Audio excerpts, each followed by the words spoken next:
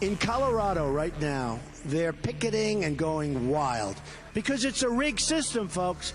The Republican system is a rigged system. Certainly, one thing that's true is that the rules are not being changed in order to injure or benefit anybody. They are what they are, and actually, state by state, they're not all that complicated. If Donald Trump exceeds 1,100 votes, he will become the nominee, even though he may not have 1237.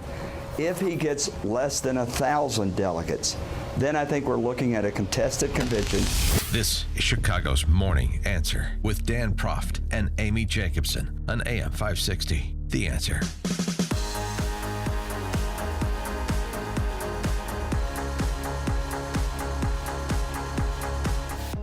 Good morning, Dan and Amy. So, which game did you watch last night? I didn't watch either, but No, the Cubs, Golden State Warriors, Kobe Bryant's last game. I thought you were talking about Golden State or Kobe. Obviously, there's no contest there. You watch the history being made. Yes. Golden State. And history was made. Knocking out the Bulls. Most wins in a season. People are upset about that. Who cares? It was so 1990s. It was so long ago, 1995-96 season. It needed to be broken. Don't you think? Okay. Yeah. Yeah, I actually didn't give it a lot of thought. Yeah. It wasn't keeping me up at night. But the interesting thing is the lineage, though, from Kerr to Kerr. Kerr as a player to Kerr as a coach, the coach of the Warriors. And I do like to watch Steph Curry play. Yeah. And the Warriors. 403 three-pointers in a single season. I mean, that's impressive.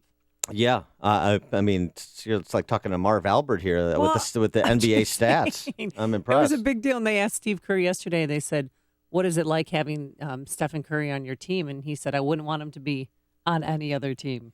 It's a great way to finish off what was an amazing regular season. I just told our guys I'd never in a million years would have guessed that record would ever be broken. Boy, it's interesting how things work out. Derrick Rose was going to usher in Jordan era 2. The Bulls don't even make the playoffs this year, and Steph Curry, who was not heavily recruited coming out of high school, which is why he wound up at Davidson, for his college ball, is the best player in the NBA and according to the record, best team ever in the NBA. Now, I think they still have to win the championship and win probably a couple more to rival the Jordan era, of course. But it is fascinating. The other thing that's fascinating about about Curry, and it's sort of like Jordan Spieth, the new generation of dominant athletes coming to the fore in basketball and golf. Easy to root for. Oh, yeah. Well, he's a man of God. And he turned down a contract with Nike because he said that he wanted to express sometimes his feelings about his relationship with Jesus. And they're like, whoa, that's a little too much. So he went with Under Armour. Yeah. And good for him. I mean, even if you're not a sports fan, I appreciate what Stephen Curry has done and what the Golden State Warriors have done by beating the Bulls record. But again, Stephen Curry has my mom interested in basketball now because he's such a good family man and he's got a strong relationship with his church. There you go, as does his wife. So That's why I'm saying they're easy to root for. Seem to be people that are willing to stand against the politically correct culture, which is permeating sports. I mean, all you have to do is watch ESPN. That's like watching MSNBC for sports. So speaking of the culture. Yes, sir. The big story yesterday was not Golden State and was not Kobe Bryant shooting until he couldn't shoot anymore in his final game. It was this report on the Chicago police. Yeah. Chicago police have no regard for minority lives. It is a systemically racist institution. That is what Tiny Dancer's Star Chamber concluded in the report they put out. And, of course, like the Department of Justice's report on Ferguson, the Ferguson Police Department, and it's like it in so many ways, frankly, this is national news. The group concluded, this is kind of what I like, the fun with statistics, to support a editorial position that was taken by this panel, the Lori Lightfoots and the Deval Patricks, from the outset. The group concluded minorities' lack of trust and fear justified by citing data showing that 74% of the hundreds of people shot by Chicago police officers in recent years were African Americans, even though blacks account for only 33% of the city's population. Yeah. So here's the other thing that wasn't mentioned. This is just the data. What do you think the percentage is of blacks who are murdered by non-police officers? And what do you think the percentage is of the perpetrators of those Well, murders? like black on black crime, it's Mhm. probably at 94%. I mean, it's if you go year over year, there's some variance, but it is always north of 80%. So in terms of the murders committed, the percentage of blacks who are murderers in these cases is north of 80%, even though they only represent 33% of the city's population. So what would the panel say about that, I wonder? I wonder if they overlooked that or didn't bother to gather all the facts. I mean, it was the Civilian Oversight Board, Accountability Task Force, and they just kept saying that one of the consistent themes is that people in the city feel like the police do not respect their humanity. Mm-hmm. Is that because police are telling them something that they don't want to hear? I would love Or to. are they getting targeted? I would love to listen to and understand the representative interviewees that informed this Star Chamber's understanding of what Chicagoans think about the Chicago Police Department and what their interaction and experience has been. I suspect it varies widely. They do have 4 recommendations if you want to hear them. No. And I did not even know this. Well, one that piqued my interest was their tracking of complaints about police officers. There's no computer system, Dan, that's working right now at 35th in Michigan that can track complaints of officers. That's a bit of a problem. I mean, what year is this? It's 2016. We should have computers that work. And they also want to change the union contract so they don't give officers time to, quote unquote, get their story straight. They want to interview them right away after the shooting, if there's a police-involved shooting. Do you have a problem with that? The recommendations from the Star Chamber, some of them are, kind of the typical recommendations and the feel good, turn the police department into a marketing agency, engage the community, have, Release the video of police and shootings within 90 days. Well, that sort of stuff. There's transparency issues that are legitimate, but a lot of the other recommendations are the let's hug it out sort. And let's go out on an apology tour and say we're sorry for being a systemically racist institution. So the question is, do you think that the 13,000 police officers in Chicago racist? Are all Chicago police racist? Or at least such a percentage, and I don't know what the magic number is, only the Star Chamber knows, such a percentage that it leaves the Chicago Police Department in the position of being systemically racist. This is not, we've had incidents, and the incidents weren't treated as they should have been. And there needs to be remedies, and there needs to be more accountability within the department so you don't have a John Burge running roughshod over people's rights. That's different. That's a different conclusion. What they're saying is, in no uncertain terms, the department has no regard for the lives of minority persons. It's plagued by racism. That's what they're saying. No regard for the lives of non-whites is essentially what the report is saying. That is a very strong statement, and I'm not going to sugarcoat it because I want to get response, and I want to get response from police officers too. Yeah, our law enforcement officer friends out there, 312-642-5600. I mean, that's the question. Does this paint too broad of a brush? Does this make every police officer? I mean, they're standing down right now, Dan, in certain situations. They're not out there even with traffic violations, pulling people over for traffic violations. And now this report comes out. Is that going to affect the way they do their job? In certain situations, police stops, investigative stops are down 90% year over year.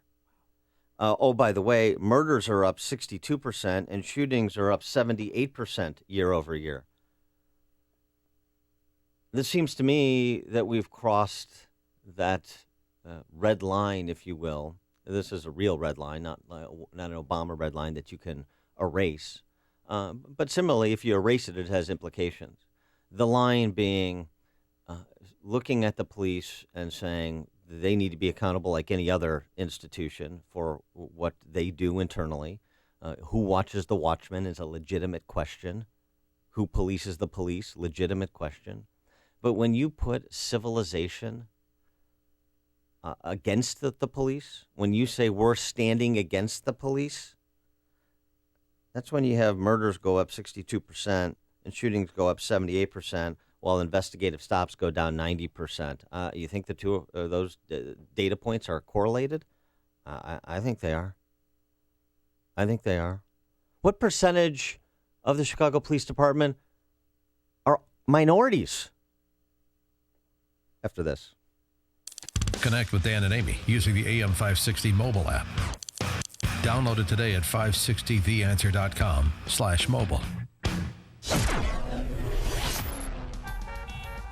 Warm weather on the way. Today, mostly sunny, a high of 60 degrees. Tomorrow, plenty of sunshine, a high of 66. And for Saturday, it's going to be nice, warm, a high in the mid-70s. Your phone calls coming up, by the way, 312-642-5600.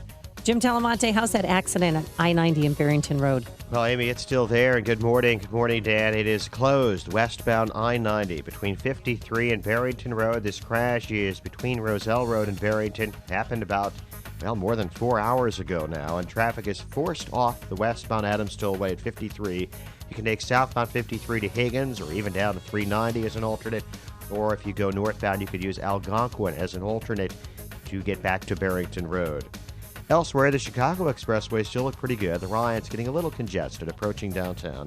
And the Indiana Toll Road has roadwork delays in Portage and in the Port County. This is going to be the case pretty much all summer with single-lane construction in place for the long term.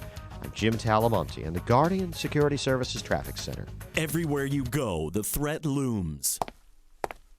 It follows you no matter what you do.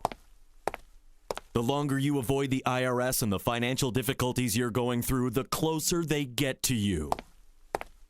John DeWatt of Thinking Outside the Box Law Firm can help you end the feeling of being hunted by the IRS. If you've avoided taxes or could benefit from the life-saving assistance of bankruptcy, it's time you call John DeWatt. This is an attorney who is willing to take on the federal government on your behalf. He has worked to discharge thousands of dollars in penalties, and he can help you settle your debts once and for all. Call 888-777-4193. Let the hunters become the hunted. Let John DeWatt of Thinking Outside the Box Law Firm deal with the IRS personally. Call John for your own relief plan. 888-777-4193 or online at thinkingoutsidetheboxlaw.com. That's thinkingoutsidetheboxlaw.com. I have struggled with irritable bowel syndrome for 40 years. Really struggled with it. And I want you to know that since I have been taking Balance of Nature, I don't have it anymore.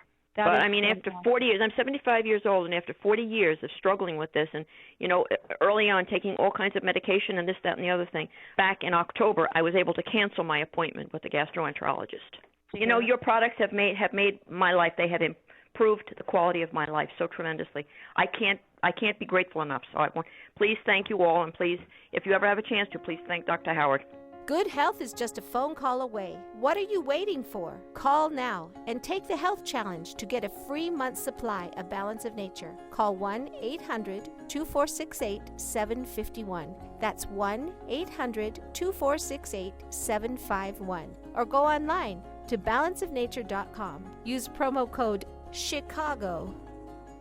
If medications haven't helped you treat your depression, why haven't you tried TMS therapy offered by Theramind? Now there is a way to successfully treat your depression without the need for meds and their harmful side effects. TMS therapy is covered by most insurance, including Blue Cross Blue Shield of Illinois and Medicare. Don't continue to suffer needlessly. Call Theramind. Don't wait. Call Theramind now. 847-562-5868. The single greatest advancement to date in treating depression is TMS. It's an FDA-cleared, non-drug, safe, and effective treatment. TMS has already changed the lives of over 50,000 patients. Why not you? Visit TMSmind.com. Depression can be beaten, and without drugs. Call Theramind today, 847-562-5868, or get more info at TMSmind.com. That's Theramind at 847-562-5868, or online at TMSmind.com.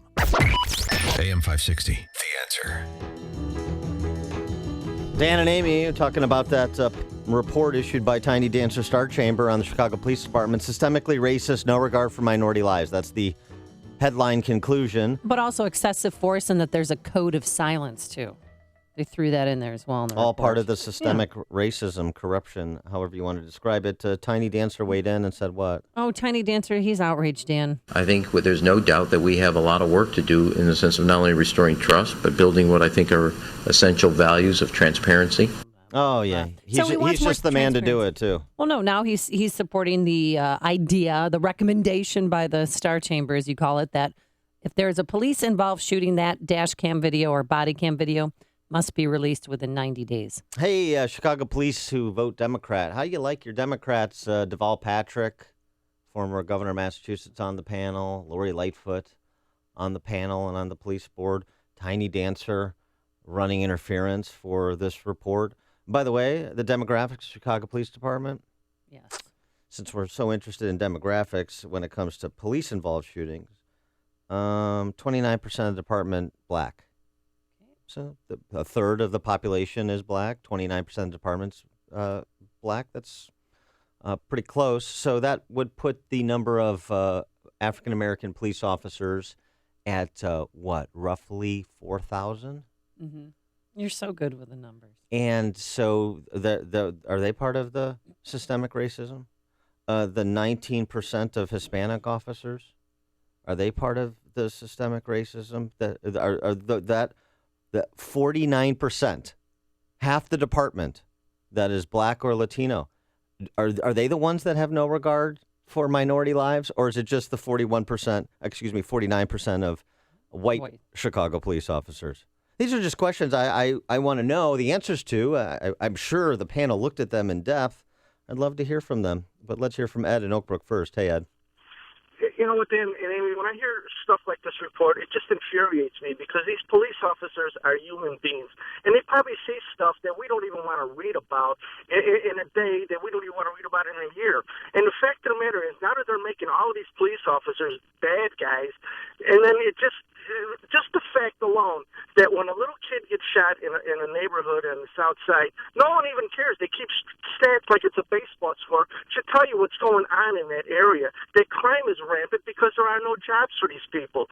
So when you start taking the police and putting them out of the picture, you know what you're going to have? All of the lily whites that are on Michigan Avenue are going to get their purses grabbed and so forth. And you know what? Who are they going to cry to then? Yeah, thanks for the call, Ed. No, that's why I carry. Nobody's grabbing my purse. Not this lily white guy. No one touch your merce. But they say that blacks account for nearly 3 in 4 people stopped by police, and that African Americans are targeted tougher and have tougher treatment because of the color of their skin. That's what they're alleging in this report. Ann on the north side.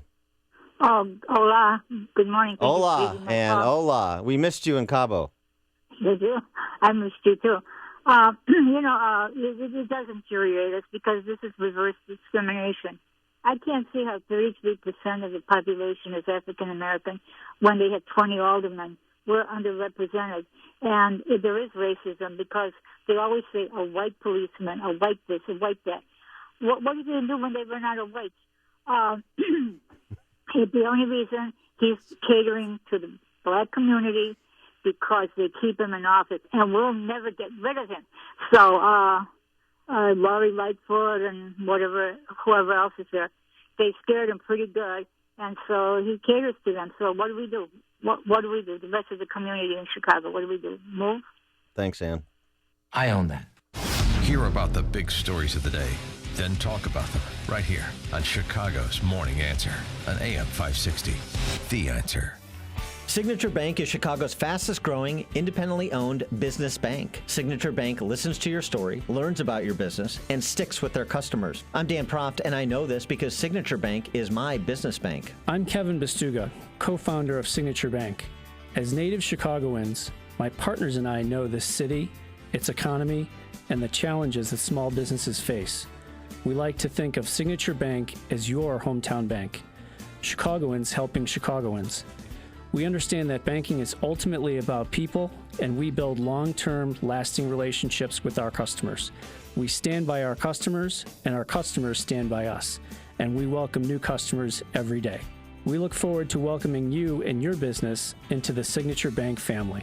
Signature Bank is looking for their next success story. Learn more about turning your business vision into reality. Visit signature-bank.com. Signature Bank, helping local businesses succeed. Member FDIC, Equal Housing Lender.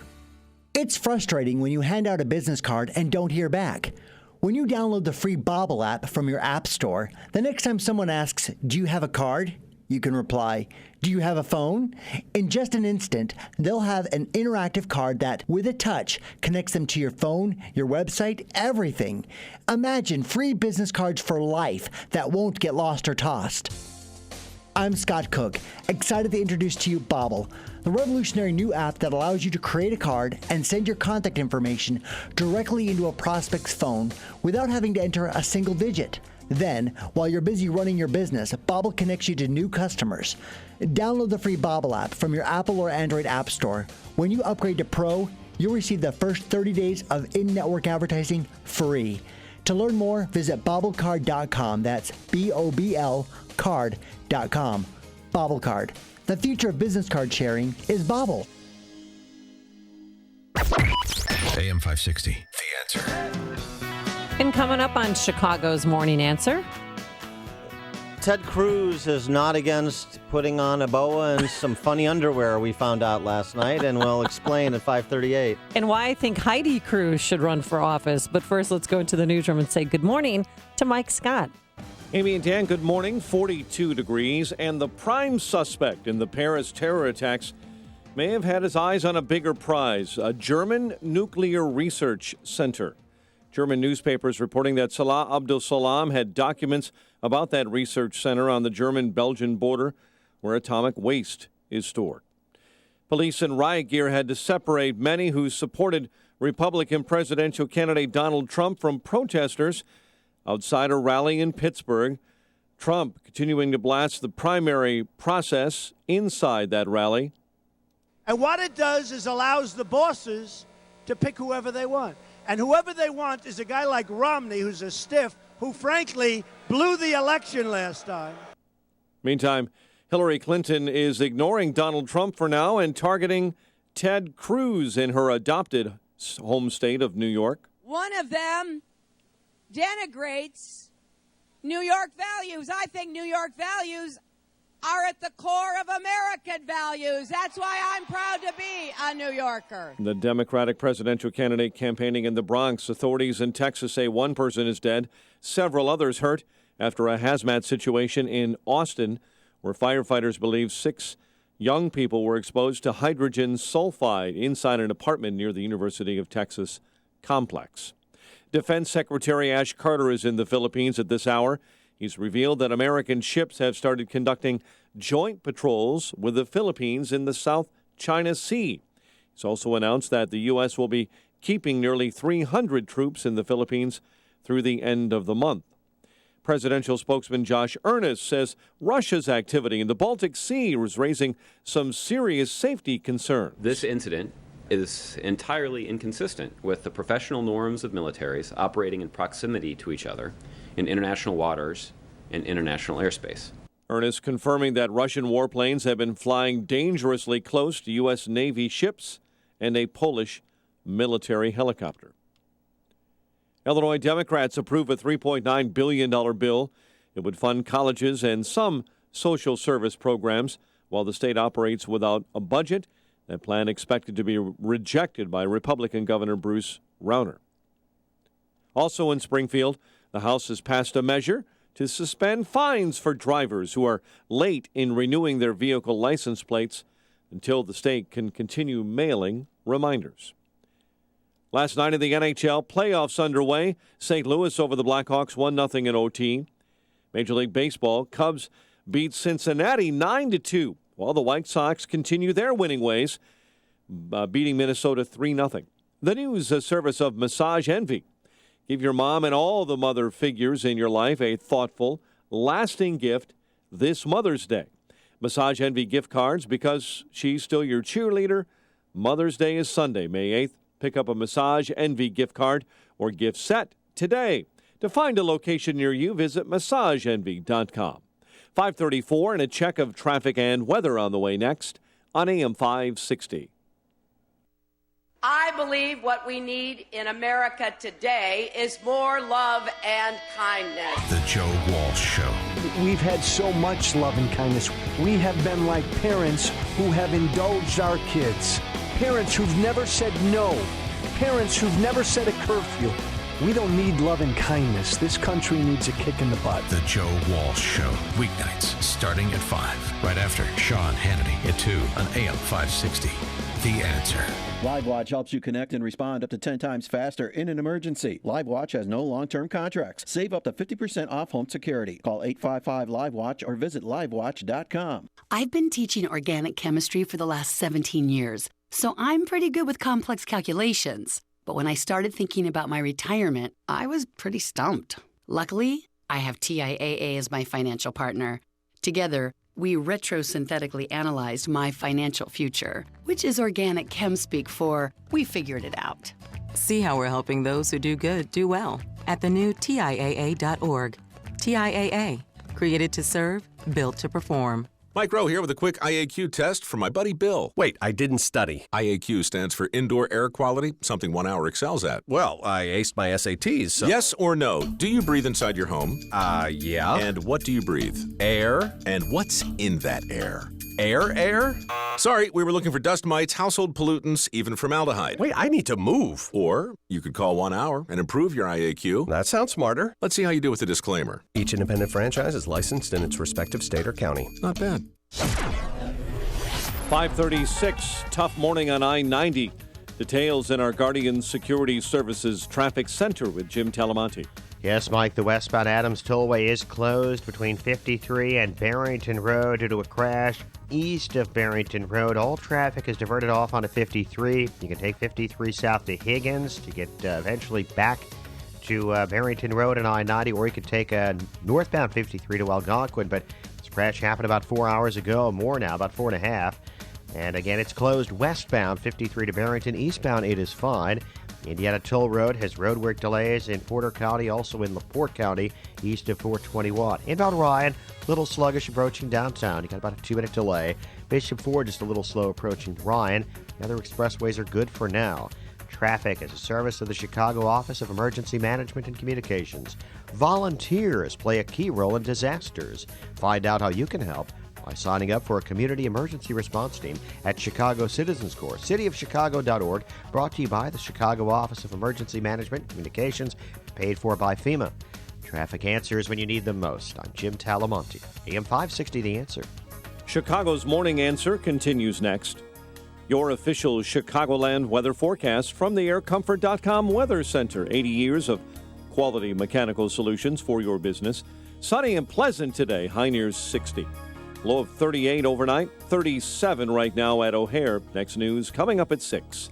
Chicago's Morning Answer with Dan and Amy continues next on AM 560 The Answer. This hourly segment is brought to you by Real Estate Live with Andrew Holmes. Get honest answers to your questions every Sunday at 12 noon. If you're talking about it, I'll be talking about it. Dennis Prager here. Join me this morning at 11, right here on AM 560, The Answer. Good morning, Dan and Amy. And yesterday, rounding out the week of family appearances on CNN. Yeah, it's a family town hall meeting, and I've absolutely enjoyed this week. I'm sad that it's over. We started out with Kasich and his wife and twin 16-year-old daughters, and then my favorite, the Donald Trump gathering. And then last night, Ted Cruz and Heidi. And then eventually, they brought the little kiddies up, Catherine and Carolyn. I'd like to see the kids debate. actually. It would be kind of interesting. Now, it'd be a little bit of an advantage for the Trumps because they're older. You'd have to get booster seats for the Cruz girls. Yeah, but they're a little short. Their feet dangled in. They were very cute, and this has to be very disappointing to the Washington press corps. Yeah. It turns out that they don't hate their father. Oh, no. Yeah, no. I remember that back in January in Iowa when she was getting off the bus, and clearly she was tired, and Daddy leaned in to say goodbye to her, and she's like, yeah. Yeah. Exactly what she did. I quoted her there, too. Yes. Yeah, it's like when I lean in to say goodbye to you at the end of the I'm show. like, Right. No. And Ted Cruz recounted a story that if you're eating something, you're going to want to put it down. Because it's a visual image that nobody wants to consider. It was a cute story, but you do not want to think about Ted Cruz in this getup. Let me guarantee you that's your warning. Here's Ted Cruz's story. Sense of humility that being the father of daughters instills in you, such as, you know, more than once they have put every one of their hair ribbons all over Daddy. We don't allow photographs of that. That is a rule. And indeed, just a couple of days ago, I was back for Caroline's daddy-daughter picnic at school, which featured all the dads running and playing games.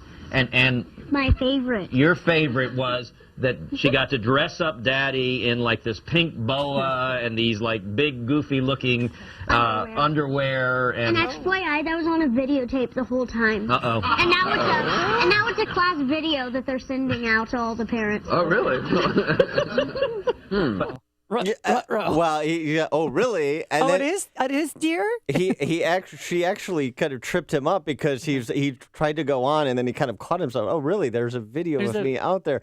So then he dispatched teams to confiscate all the videos at the grade school. No, I'm sure he didn't, but a cute story. Every week they've asked the kids, what's the most annoying thing that your parent does? And the Cruz kids, well, the K6, they hate when he dances and he tells funny jokes or tries to tell funny jokes. Oh, and they also hate when he invokes biblical verse to defend the Obamacare Medicaid expansion. Did they say that as well? You know what? How did you know? I thought but this is what Cruz's answer was. The girls, we have something of a game where to get a hug and kiss from the girls, I usually have to do about 4 laps chasing them in the living room, and one will go one way and one will go the other way, and I have to tackle them. They usually get their goodnight hugs hanging upside down by their feet. And it's we have fun. I don't know what the girls would say is the most annoying, but I suspect that's what Heidi would. Yeah, that's what they said. And the New York Times headline, as a result of that story, Cruz assaults underage girls. And hangs his daughters upside down. Exactly. No, and then Heidi Cruz, did you watch last night? I mean, she is such an amazing woman. She's intelligent, she's strong, independent, patriotic. I learned so much. She's clean and well-spoken. Oh, no, that's Joe Biden, not Obama. No, she's just a wonderful lady. And they asked her, if you become first lady, what will your platform be? Thank you so much for that generous question. I have to preface my answer, and I will answer your question, by stating the obvious, which is we are in the middle of a primary that is tough. There have been a lot of wonderful candidates that we've been working around, and so we are traveling the states. And so our campaign is spending 100% of our effort on winning this primary and on Ted winning the nomination. So not a lot of time or resource has gone into what would be a First Lady's platform. That being said, I do think that to voters, the family is important in what we represent. And one of the reasons that I've been excited even to campaign with Ted alongside him is because of the opportunity to serve others. And there's so many things, so many needs that we have in this country. Great, solid answers. I mean, she was always on target. She always brought it back to focusing on the election and why her husband would be the best possible president. But one point in time, she said the most annoying thing about her husband, Dan, his addiction to his iPhone, that he's always tweeting. And she said, one time I almost took it away from the dinner table because I said, enough already. And she responded, speaking of Twitter, to the picture of her next to Melania. And she doesn't tweet, and here's why. I don't tweet, and that has huge advantages. I save a lot of time not tweeting. And so I have just been blessed to not really be impacted by it. I think we should be talking about the issues only. And Ted has such a optimistic, forward-looking message for this country that does unify this party of focusing on jobs. That's what people care about more than anything else. She's always on target, always on message, and she's likable. She doesn't have time to tweet. I mean, she was the breadwinner there for a while until she left her job at Goldman Sachs. Yeah, she's out there making money. But she told a quick story about when they were first married. Ted loves Chunky Campbell's soup, and he ordered 100 soup cans. And she was horrified because she grew up in Northern California where they grew their own vegetables and made their own food. And while he was sleeping, she piled them those 100 cans of soup and took them back to the store because she just thought it was, frivolous spending. She thought, no one needs 100 cans of soup. Mm. And then she called her mom to see if that was a good move. And her mom said, don't take away a man's food. Don't take away his soup. Yeah, soup is good food, as I understand it, and believe it as well. But frankly, I mean, to her point of view, yes. I've seen Ted Cruz up close and personal. Oh, yeah, you introduced him a few times. He could use perhaps a little bit less the light chunky soup and more chasing the girls, doing laps with the girls around the apartment. I'm just saying. But I mean, these you got to stay in good physical condition. It's a grueling process. Yeah, they're truly in love. I mean, last night I was just enthralled. Of course, I couldn't turn it off. I know I should have been watching the Golden State Warriors game, but I had to watch this because their love story is just adorable. And I know you don't want to get all mushy like a Harlequin romance book. Love at first sight. Their first date lasted 4 hours. I think I've gone on the record saying there is no one more sympathetic, no one a bigger fan of young, unbridled love than this guy. Hey, kids, your dad's a rock star. It's news, opinion, insight. This is Chicago's Morning Answer on AM 560. The Answer.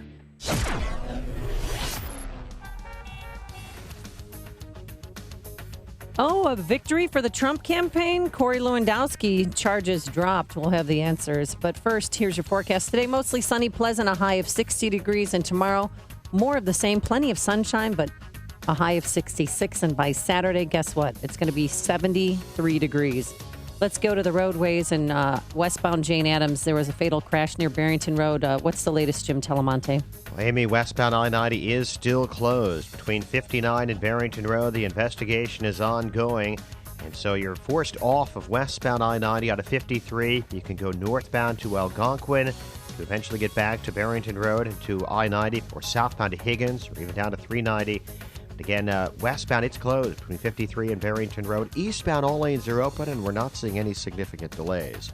Inbound Ryan, heavy approaching downtown, 17 minutes, 95th to the Loop. Bishop Ford, 16 minutes, 80-94 to the Ryan. Inbound Stevenson, getting a little congested now past Pulaski. The other expressways look good. The Indiana Toll Road has construction delays in both directions, in both Porter and LaPorte counties. Jim Talamonte in the Guardian Security Services Traffic Center. Turnkey IT is a name you've come to know and trust in AM 560. Turnkey IT provides small businesses with IT resources normally reserved for Fortune 500 companies. They provide world-class network installations and ongoing IT support for fixed monthly rates based on the size of your network. In fact, Turnkey IT has a program that fits the needs of your business. Turnkey IT understands that your business matters and that keeping you focused on it makes all the difference in the world. Best of all, their service can save you time and money. Turnkey IT can give you the peace of mind that backups are being executed, email is always available, files are secure, and you've got someone to call when you need help.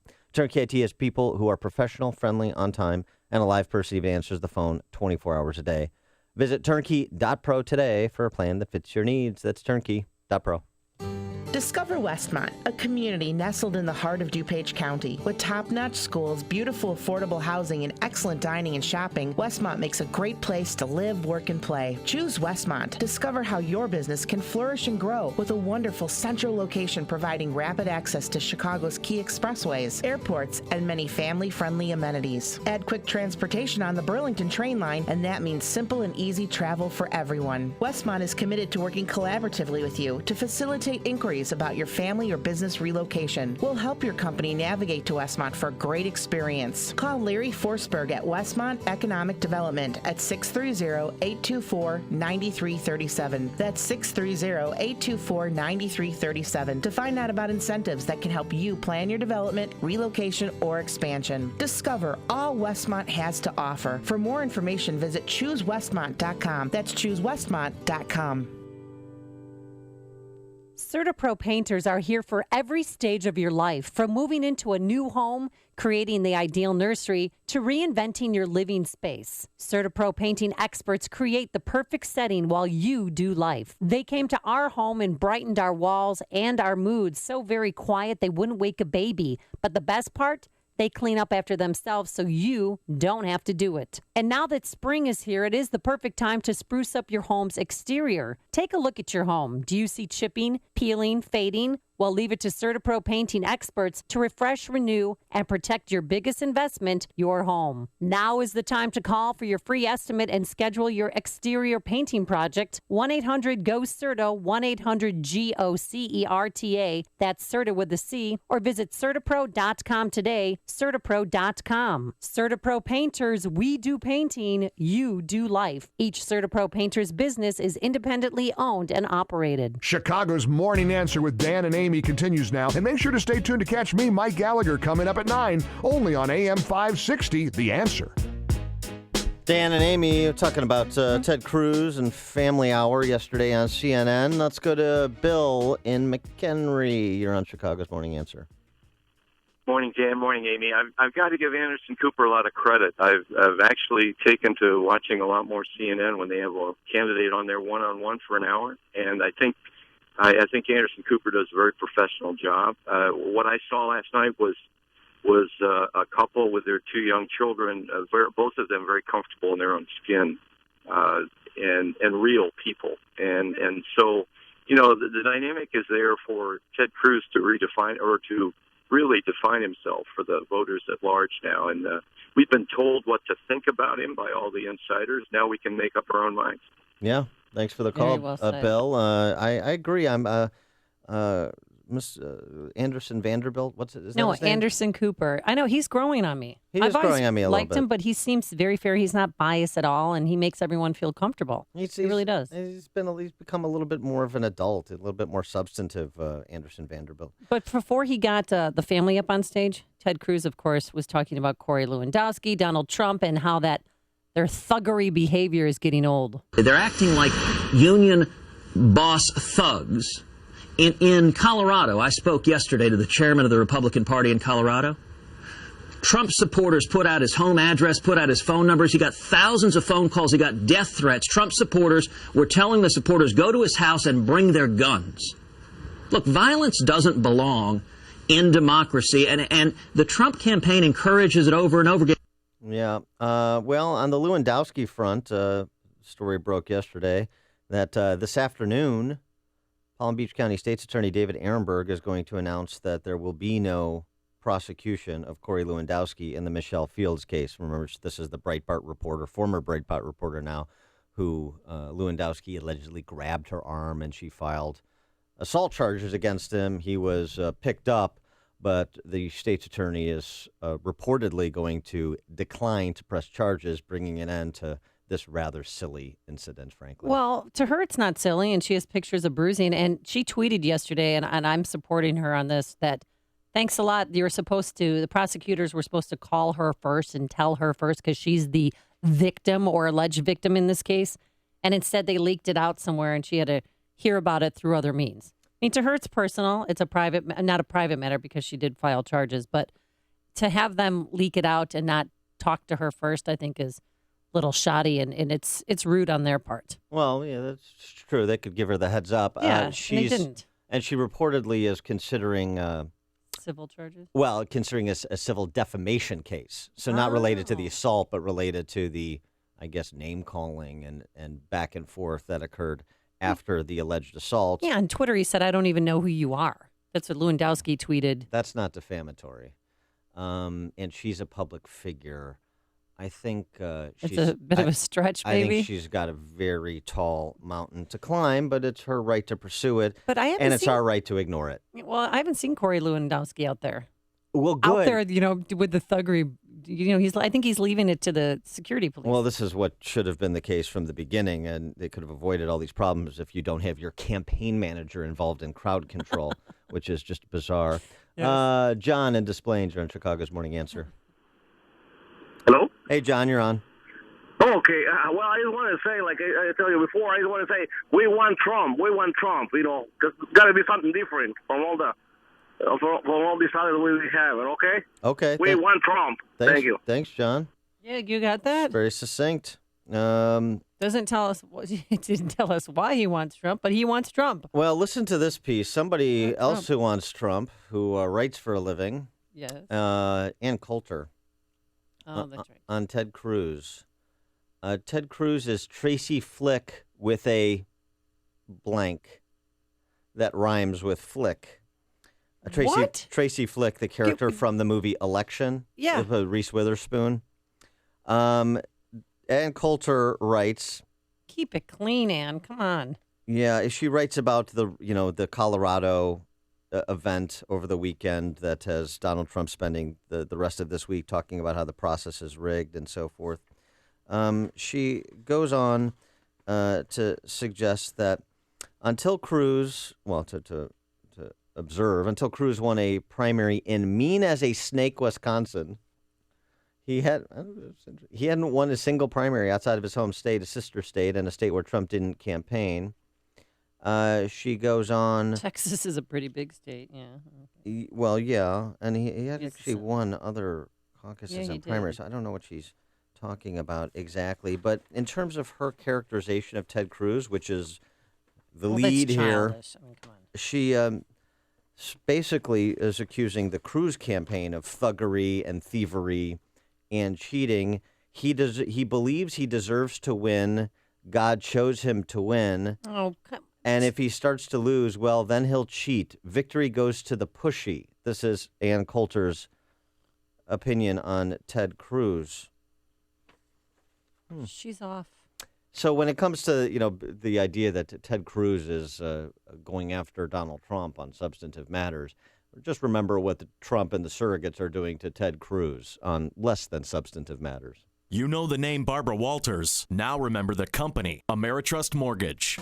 Ameritrust Mortgage was formed along with a talented professional staff that makes your mortgage process easy, swift, and cost-efficient for you, the home buyer, and for those who refinance. Ameritrust is all-inclusive, start to finish, the way lending should be. At Ameritrust, we believe it has been our privilege to have helped thousands of people over 30 years with purchasing or refinancing their home. We are here to help. Let us customize a loan program for your specific needs, FHA, VA, or conventional. At Ameritrust, the responsibility belongs to me. It's my name on the door. I am the president. I am Barbara Walters. Call Ameritrust now, 815-459-7303. Again, that number is 815-459-7303, or visit us at am560myhome.com. Ameritrust Mortgage is an equal housing lender. Illinois Residential Mortgage Licensee number 720, NMLS number 217229. A great night out awaits you, courtesy of ChicagoRadioDeals.com. Take advantage of a deal for a sumptuous dinner at the award-winning Buckingham Steakhouse. Enjoy an evening surrounded by luxurious decor, attentive service, all while dining on the finest and prime steaks and seafood. Buy a $100 certificate for only $60. Hey, are you tired of visiting the usual burger joints? We'll give your taste buds a thrill at Prime Burger House. Be blown away with the decadence of their handcrafted creations like the Surf and Turf Burger, which combines their butchered on-site prime beef patty with a lobster tail perched on top. A $50 certificate, only $30 at ChicagoRadioDeals.com. There's even awesome deals for the Indulge Show Kitchen Seafood Buffet and regular buffet. Now, all these family-friendly restaurants are located in the Pavilion at Grand Victoria in Elgin. Find out all the deals only at ChicagoRadioDeals.com. Joe Walsh here. I am really excited to announce the official launch of the Million Constitution Challenge. We the People Prince, along with the generosity of my good friends at Uline, have a goal to put a museum-quality print of the U.S. Constitution and the Declaration of Independence in every school across America. But here's the deal. We need your help to make it happen. For every print that you purchase, a second print will be donated donated to a school, a nonprofit, or veteran of your choice. And it only costs you $99. This is a beautiful, full-size replica of the documents that our nation was founded on, but you won't have to go to the National Archives, Library of Congress, or Independence Hall to see it. Log on to WeThePeoplePrince.com today to help them and our friends at Uline reach our million Constitution goal. That's WeThePeoplePrince.com. Do it today. This is Pete. I've had 3 missing teeth and have been thinking for a while about getting something done to get them replaced. I went to Dr. Neruzzi at Fox River Periodontics to see what they could do, and I'm glad that I did that. The staff there was fantastic. Dr. Neruzzi made sure I was comfortable during the entire process, always checking to make sure there was no pain. All my visits were very pleasant, and I'm glad I had it done. Another piece that made it fantastic was they worked with me on the payment. As all of us know, these are not inexpensive items to do, so they worked with me on the payment options as well as with my insurance carrier to help minimize my out-of-pocket cost. I feel so much better now that I've had my teeth and my dental implants put in. I feel more confident as I'm walking around. For those of you out there that are missing teeth and thinking about doing this, I would recommend you see Dr. Neruzzi and his staff. They're great, and I would highly recommend them going forward. This is Dr. Neruzzi. I personally guarantee your happiness with your implants. Go to implantsforme.com. For missing teeth, dental implants are wonderful. The advantages are fantastic. Just remember, implantsforme.com. Implantsforme.com. Coming up on Chicago's Morning Answer. Illinois state government wants to track you every mile you drive so it can tax you every mile you drive. Oh, boy. But first, let's go into the newsroom to an untaxed man. Here is Mike Scott. Amy and Dan, a task force recommends major changes to the Chicago police. Sunny and pleasant day ahead, and WINT Chicago News Time is 6. Fox News Radio. I'm Dave Anthony. 5 days before the next Republican primary, Donald Trump's feeling good. The numbers are incredible. If you look at New York, I think I had a 43-point lead. That was at a Pennsylvania rally that drew a lot of protests. They're facing off right here in a sort of a tunnel, a breezeway underneath the convention center. The crowd of protesters is probably in the hundreds, 200 to 300 perhaps, but they're very noisy. They've been facing off. There have been some skirmishes between the protesters and the Trump supporters. They're sort of shouting at each other, the Trump supporters chanting USA, and the anti-Trump protesters shouting that Trump has got to go. Fox's Rick Leventhal in Pittsburgh. Some of those protesters were arrested. Bernie Sanders had a huge rally in New York City last night, nearly 30,000 people. When I look at an unbelievable crowd like this, I believe we're going to win here in New York next Tuesday.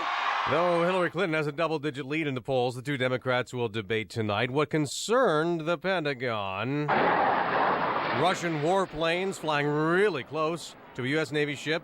Moscow's dismissing is no big deal. Fox's Simon Owen live in our European bureau. Dave, a spokesman for the Russian Defense Ministry, saying he's baffled by what he calls the Pentagon's distressed reaction to the incidents in the Baltic Sea on Monday and Tuesday. Major General Igor Konashenkov saying when the pilots of the Russian planes saw the US-guided missile destroyer, they turned away while observing all safety measures. The US military has described it as a simulated attack, saying the planes flew by repeatedly. Officials calling the maneuvers unsafe and unprofessional. Dave? Simon, there's confirmation that the Zika virus is responsible for babies being born with abnormally small heads. The director for the Centers for Disease Control and Prevention says there's no longer any doubt Zika primarily spread through mosquito bites and is mainly a big threat for pregnant women. Fox News Radio, fair and balanced. 39 degrees and clear skies in Chicago at 6:02 on AM 560. The Answer. Good morning. I'm Mike Scott. As Jim Talamonte has been reporting this morning, a person is dead following an accident on I-90 near Hoffman Estates. State police say a van and a tow truck collided early this morning between Roselle and Barrington Roads. All westbound lanes remain closed while crews clear the scene, and we will get an update on this situation from Jim in just a moment. Special Task Force is calling for accountability within the Chicago Police as that department grapples with accusations of racism and use of excessive force. It is essential that the police department take responsibility for the way in which it's policed and the way in which it has, in many instances, alienated people of color, particularly African Americans in this city. Chairwoman Lori Lightfoot also noted the department does not have an effective tool for handling problem officers. Chicago's new police superintendent, Eddie Johnson, is promising to leave the department in better shape than he found it. AM 560's David Stewart updates Johnson getting his promotion made official yesterday. I say your name. Eddie Johnson. After his unanimous approval, Eddie Johnson told the city council he's dedicated to repairing the damage done over the years to the police department's reputation. I would do my best, my absolute best, to regain the trust and to resolve some of this violence that we have out here. Johnson's pledged to have officers act professionally and treat people with respect, something Mayor Emanuel welcomed. I want you to know, based on 50-0, we have your back. One of Johnson's first moves is to relocate detectives from the north side to the south and west sides where murders have spiked this year. David Stewart, Chicago. In Springfield, the Illinois House approves a measure that would give victims of sexual abuse up to 12 weeks of unpaid leave from work following the incident. And a proposal to eliminate the office of lieutenant governor has gotten initial approval in the State House. It's a bill from Republican Representative David McSweeney. It would not apply to the state's current Lieutenant Governor, Evelyn Sanguinetti. NHL playoffs. Blues over the Blackhawks in Game 1 of their set in St. Louis, 1-0 in OT. David Backes with the game winner. Penguins and Lightning open up the Stanley Cup playoffs with home wins. Baseball returns from last night. Cubs over Cincinnati 9-2. Sox blank Minnesota 3-0. And the Bulls end the NBA season with a win, but out of the playoffs, 115-105 over Philadelphia. The news service of Amtrak, once-in-a-lifetime journeys depart daily. See where the train can take you. Take scenic photos from panoramic windows with views that are expansive and seats that are too.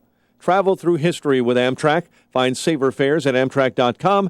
Amtrak, see where the train can take you. Restrictions apply. 6:04 and a check of traffic and weather on the way next on AM 560. Dennis Prager doesn't get Trump supporters. It is clear to me from emails that many Trump supporters feel this way, and what they're in effect saying, they regard the Republican Party as either as big a problem for the country as the Democratic Party or as an even bigger problem. I 100% disagree. The Dennis Prager Show, weekdays at 11, right before Sean Hannity at 2 on AM 560. The Answer. So, Dave, would you say your lawn is army green or hunter green? I'd say more shamrock green. Wow, greenest green I've ever seen. Thanks to new Ironite from Pennington. It's loaded with iron and turned my yellow lawn to green. Fast. It's a green machine. I'm jealous, but that means more mowing. No way. Ironite greens without the growth surge other fertilizers cause, so I relax and enjoy the green. Well, I'm turning green with envy. Better to turn green with Ironite. New Ironite from Pennington. Turn your yellow lawn greener than green without extra mowing. Uber is an app that helps you make extra money just for driving your car. And because it's totally flexible, you don't have to quit your day job to make more money, because you can drive and earn whenever you want.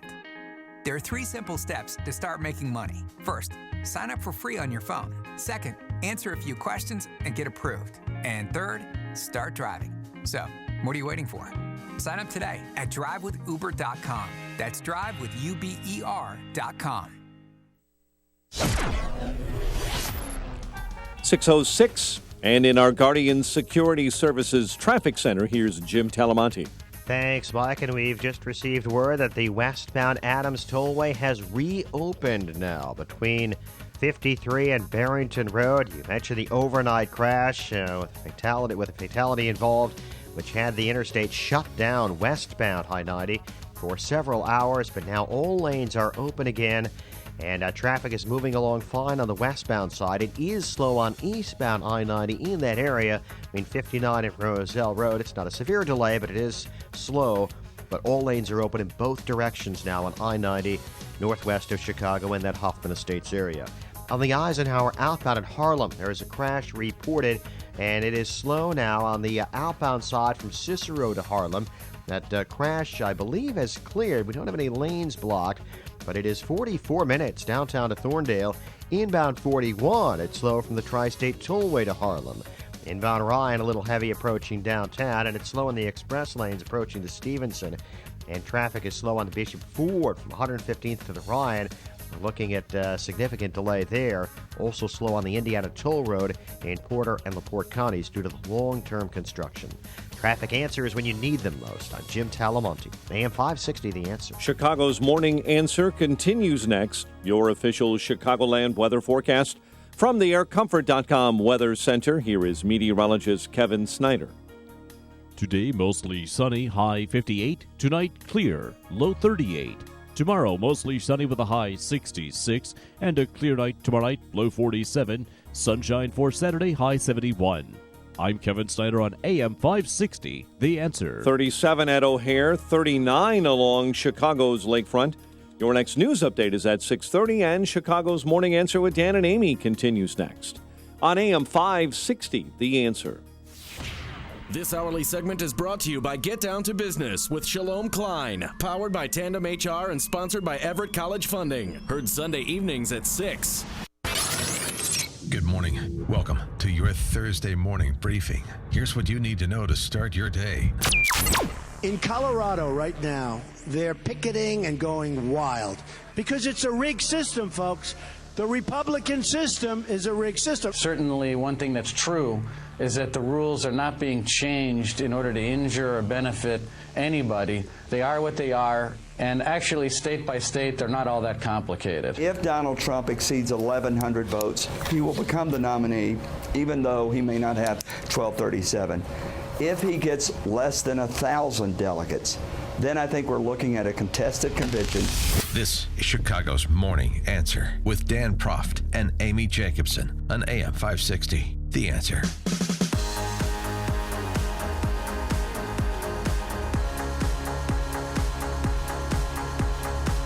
Good morning, Dan and Amy. And so, what do you think about this? You know, our infrastructure is very important. One of the comparative advantages Illinois enjoys over the rest of the nation, even the rest of the world, is our infrastructure and our central location. Our roads and bridges and rail and waterways and airport. But the surface transportation is the issue here. And Senate President John Cullerton, he's one of these little licentious leprechauns in charge of the state, if you haven't been paying attention for the last 40 years. He's my state senator, yes. He's tiny. Oh, he's doing a dancing competition, too, I just found out. Tiny, and he's very thin-skinned, so he's not going to like that I'm criticizing. I'm not really criticizing. I'm just having fun at his expense. I think you're criticizing him. Well, I'm about to criticize him. I haven't yet. I was just... But not for his physique. No. Or for the short man syndrome. You're criticizing him on substantive matters, right, Dan? And this is the substantive matter. It's called Senate Bill 3267, and it would introduce electronic driver tracking. Here's what we need to do, folks. We need to put a device on your car so the state knows where you are at any point in time, create a new bureaucracy to monitor all this. It's job creation in Illinois, don't you know? And charge you per mile that you drive because, according to John Cullerton, the Prius owners are the reason we need the bill. Oh, no. Oh, they're eating their own. No, exactly. Don't look, I'm hideous. Eco freaks being criticized by a big government Democrat from Chicago. If all the cars were electric, all right, here we there go. would be no money for the roads. Oh, because of the gas tax, state gas tax. Yeah. But even those Priuses have the backup gas tank that you normally switch over to. Not enough. I mean, not enough. Not that I've been in 1 or 2 or 5, but I know how that works. Here are your options under this bill. Now, you would think, oh, well, Dan, you're a free market person, so what about the idea of pay for use? And if you can be more precise, so somebody that uses our roads more, paying a little bit more in a tax, although if you're using the roads more, you're purchasing more gas.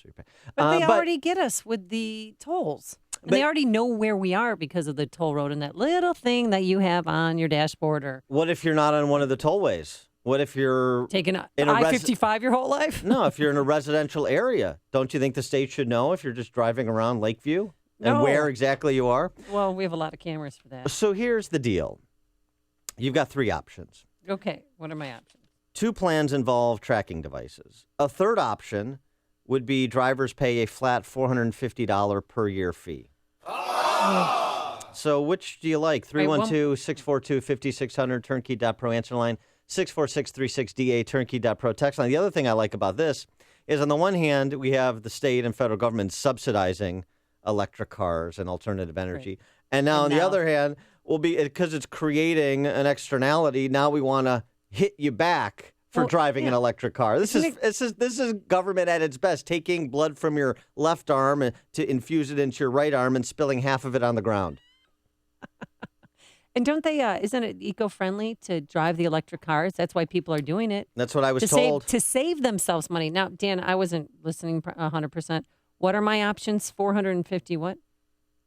If you don't mind. You can have a tracking device installed into your car and perhaps your brain. That's not clear. Okay. That's next.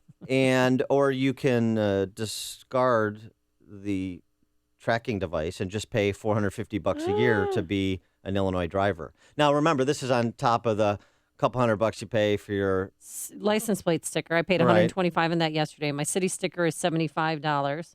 Yeah.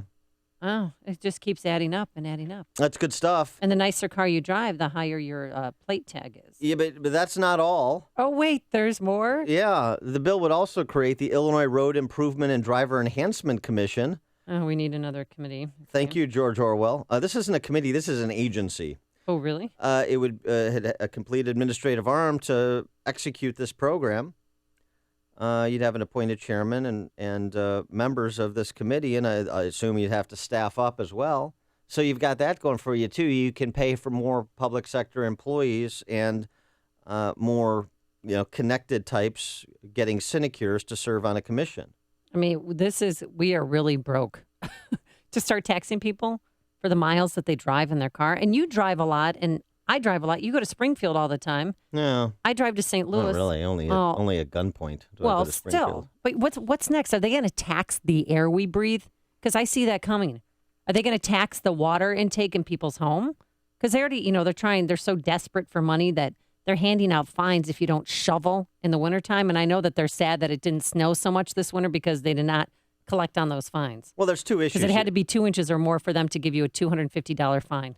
Well, there's a couple issues here with this proposal. One is the taxation issue, if you will. Mm-hmm. The other is the privacy issue.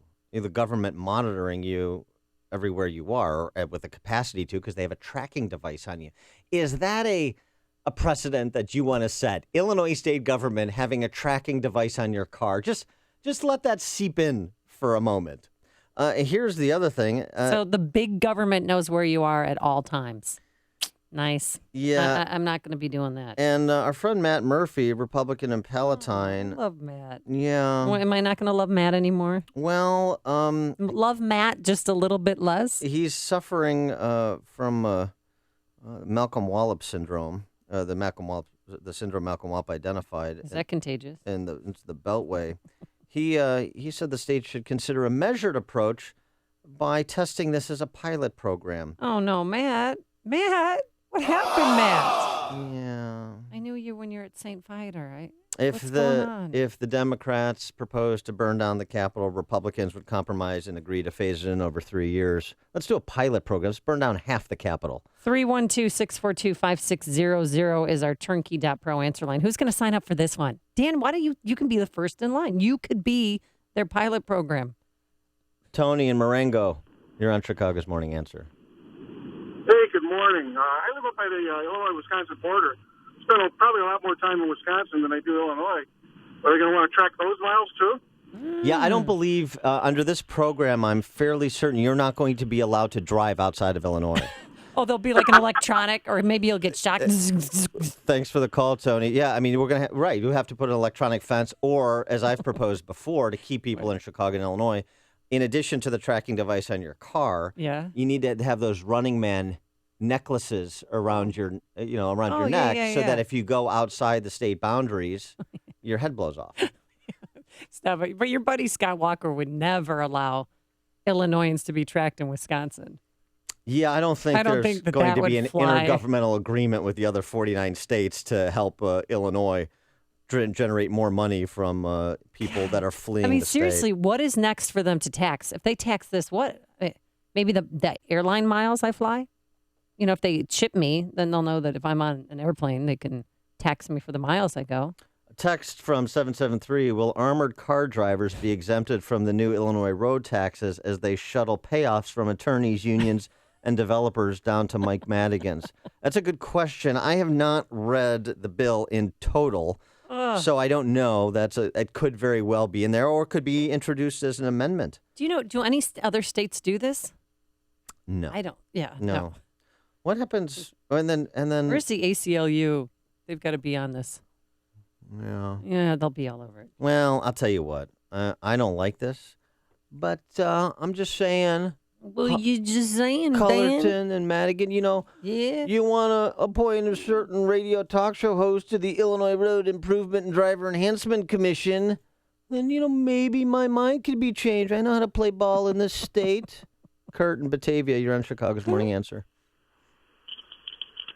Hey, Kurt. Oh, hey. Hey. Yeah, I think you're onto something with the state taking blood from one arm, putting it in the other, except the state takes blood from one arm, drinks a quart, and then puts a little bit back in the other arm. There you go. Thanks. But I also think they should raise money by doing mandatory blood drives and selling at least one of your kidneys. Mandatory organ donation. Oh, okay. Right. Thanks for the call, Kurt. Yeah, if you don't need it, share it. I'm as mad as hell, and I'm not going to take this anymore. There's only one radio show in Chicago talking about today's biggest stories and telling you what they really mean. That show is this one, Chicago's Morning Answer on AM 560, The Answer. I'd rather do blank than pay taxes. That story coming up next. And grab a line. 312-642-5600 is the Turnkey.pro answer line. Weather-wise, it's going to be mostly sunny today. A few high clouds out there right now, but pleasant, a high of 60 degrees. And tomorrow, mostly sunny, warmer, a high of 66. And by the weekend, folks, we could be in the mid-70s. Some good news on the roadways. At least westbound Jane Addams has opened up near Barrington Road. Here's Jim Talamonte with the details. Thanks, Amy. That's right. The westbound side of I-90 is all clear now. Again, the roadway had been shut down westbound due to an overnight crash. Eastbound, it's still heavy in that area, or it's getting heavier, actually, with a delay from Bartlett Road to Roselle Road. On the northbound Tri-State, there is a crash near Irving Park Road. It's stop and go from St. Charles to Irving Park, where two right lanes are blocked. Eastbound Reagan Tollway has delays from Roosevelt to 294. Aiden's inbound a little heavy approaching the junction. The Kennedy got a 2-minute delay from 190 to Canfield. Eisenhower heavy in both directions approaching Harlem after an outbound crash cleared. 42 minutes Thorndale to downtown, outbound 44. Stevenson 40 minutes, 355 to Lakeshore Drive. Ryan is 20 minutes, 95th to downtown. I'm Jim Talamonte, the Guardian Security Services Traffic Center. I'm upset. I'm outraged. On AM 560 The Answer, we talk about the important issues that affect your world. Things like the economy, education, and foreign policy. There's always so much going on in the news that we don't always have the time to drill down and talk about the big ideas behind the big issues. That's where Upstream Ideas comes in. Upstream Ideas, online at upstream-ideas.com, in partnership with the Illinois Policy Institute, provides the kind of information that informs the policy discussions happening here on AM 560. At Upstream Ideas, you'll broaden the debate, move beyond partisan assumptions, and challenge accepted orthodoxies. In other words, Upstream Ideas goes against the current and thinks upstream. Go online now to upstream-ideas.com. That's upstream-ideas.com. You'll be armed with new information and fresh perspectives to spur you on to make the state of Illinois and the United States of America a bit more free, a bit more just, and a bit more civilized. Upstream-ideas.com. Hi, this is Dr. David Kolbaba. So you get yourself one of those blood tests with all the poking and prodding. They're always looking for some kind of bad news. Most blood tests these days are very lacking, only screening you for the big, bad, and ugly diseases, and with you never really getting the good news, or even knowing what to do with the not-so-good news. So let me tell you about our dirt-cheap comprehensive blood test. First of all, we'll be testing a wide variety of different health factors, and not just the ugly few. And then we're going to sit down with you and strategize with all the we learned from your blood test findings. And I promise that you're going to know more about what you can do to help improve your health using a more natural, common sense approach. And for over 33 years, we've been very successful at setting people free from their toxic medications. It's our dirt cheap, comprehensive blood test. Call 800-794-1855. You can't get any cheaper than dirt cheap. That's 800-794-1855. Be sure to tune into Health Quest Radio with me, Dr. David Kolbaba, this Saturday morning at 11. My name is David Hochberg, and I'm Vice President of Lending at Pearl Mortgage. That's right, I'm now Vice President of Lending at Pearl Mortgage. If you're looking to purchase a new home or refinance your existing home, give me a call. I'm the same guy that's provided listeners with honest advice and outstanding customer service for the past 13 years. The only thing that's changed is where I work. When you needed help refinancing after the Big Corner Bank messed up your loan, even though you've heard thousands of my ads telling you not to waste your time at the Big Corner Bank, you called me and I helped you. If you would like to talk to me about a mortgage, please give me a call at 312-751-1333. That's 312-751-1333. Email me at david@pearldavid.com. That's david@PERLDavid.com. Or visit my website, am560david.com. 312-751-1333. Pearl Mortgage is an equal housing lender, Illinois residential mortgage licensee, 4358, licensed by DBO under California RMLA NMLS 19186. PearlMortgage.com licensing. Chicago's Morning Answer with Dan and Amy continues right now. And make sure to join me, Sean Hannity, this afternoon starting at 2, right here on AM 560, The Answer. Dan and Amy, Amy, tomorrow is tax day. Did you file your income tax return? Oh, yeah. Long time. Months ago. Really? Yeah, I'm always on it. Whether I have to pay. Well, I don't. Yeah, I have to pay, or if I get money back, I get it done right away. I'm not. And what about you, Dan, or should I call you Mel Reynolds? No, I'm not. I'm not filing this year. I'm claiming an Al Sharpton exemption. Oh, really? So that's what you're going to put on your tax return? I'm just. Yes, Al I'm Sharpton. just notifying them. I sent them a note saying I want to get on the Al Sharpton program. Oh, you're just going to sit this one out? Isn't that a formal government program, or do you have to be an MSNBC host? Maybe. No, I'm going to get to file an extension. Really? Why can't you get her done? No, I've got K1s and complicated things. I mean, it's not Trump complicated. It's not Trump complicated. So complicated he can't release them ever. But I just didn't get around to it, frankly. I'm not real excited to give my money to the IRS so they can target more people based on their political and religious beliefs. And now that you work here, be careful. Yeah. Well, here's an interesting survey that was conducted by WalletHub, WalletHub.com. 1,000 taxpayers. What would you rather do than pay taxes? What would you rather do than pay taxes? 312-642-5600, turnkey.pro. Answer line 64636DA, turnkey.pro. Text line, Amy, you have something you'd rather do that jumps to mind? I thought about it, and I don't think I should. It's going to say, I'd rather get a colonoscopy than pay taxes. No. Hey! You serious, Clark? Yeah. I'd rather get a colonoscopy by Alderman Tom Tunney than pay taxes. Bye, Felicia. 27% of people would rather get an IRS tattoo than pay taxes. Ew, no tattoos. 6% would rather sell a kidney. That is such a painful operation. Are you kidding me? Those are very anti-tax people. Those are very, very anti-tax people. If you sell your kidney, though, do you have to pay taxes on it? Mm-hmm. Right. Yeah, realize the income from that transaction. Don't think that they're not watching you. You've been consulting with H.R. Block, obviously. 8% would rather name their firstborn taxes. Oh, I see. Come here, taxi. Good girl, taxes. You're so dumb. 11% would rather spend 3 years cleaning the bathrooms at Chipotle. Oh, gross. Take it easy, champ. That is so gross. Why did you have to bring the bathroom into this? 32% of Americans would rather wrestle with 100 fitted sheets, break their arm, or tell their kids about the birds and the bees. Wait, I'm sorry. Wrestle with what? 100 fitted sheets. 100 fitted sheets? Yeah. Oh, okay. That's really not funny. 13% would prefer to spend the night in jail. Oh, that's not bad. I'd like alone time. Yeah. If you have kids, you kind of want alone time sometimes, so that might be nice. And WalletHub also found from this survey they did to kind of provide, extrapolate from our conflicting experiences to the nation writ large, 53% of Americans, like Amy, have already completed their tax returns. You're in the majority. You know what it is? I'm compliant. I follow the rules. I get a homework assignment, and I do it right away. I don't wait around, Dan, and drag my feet, Dan, like you do. Dan. Well, I'm in this insular minority, 6% of those who have not yet filed. 6%? But intend to do so after the deadline. That's me. So the question is, what did the other 41% plan on doing? Well, I guess they don't pay taxes. David at Libertyville, you're on Chicago's Morning Answer. Hey, David. Hey, how are you? Good. Good, yeah. What I was calling about is the whole tracking device. I think where the bigger problem's going to be is, a month after they implement it, they're going to be calling everybody with speeding tickets telling them you were going 40 and a 35.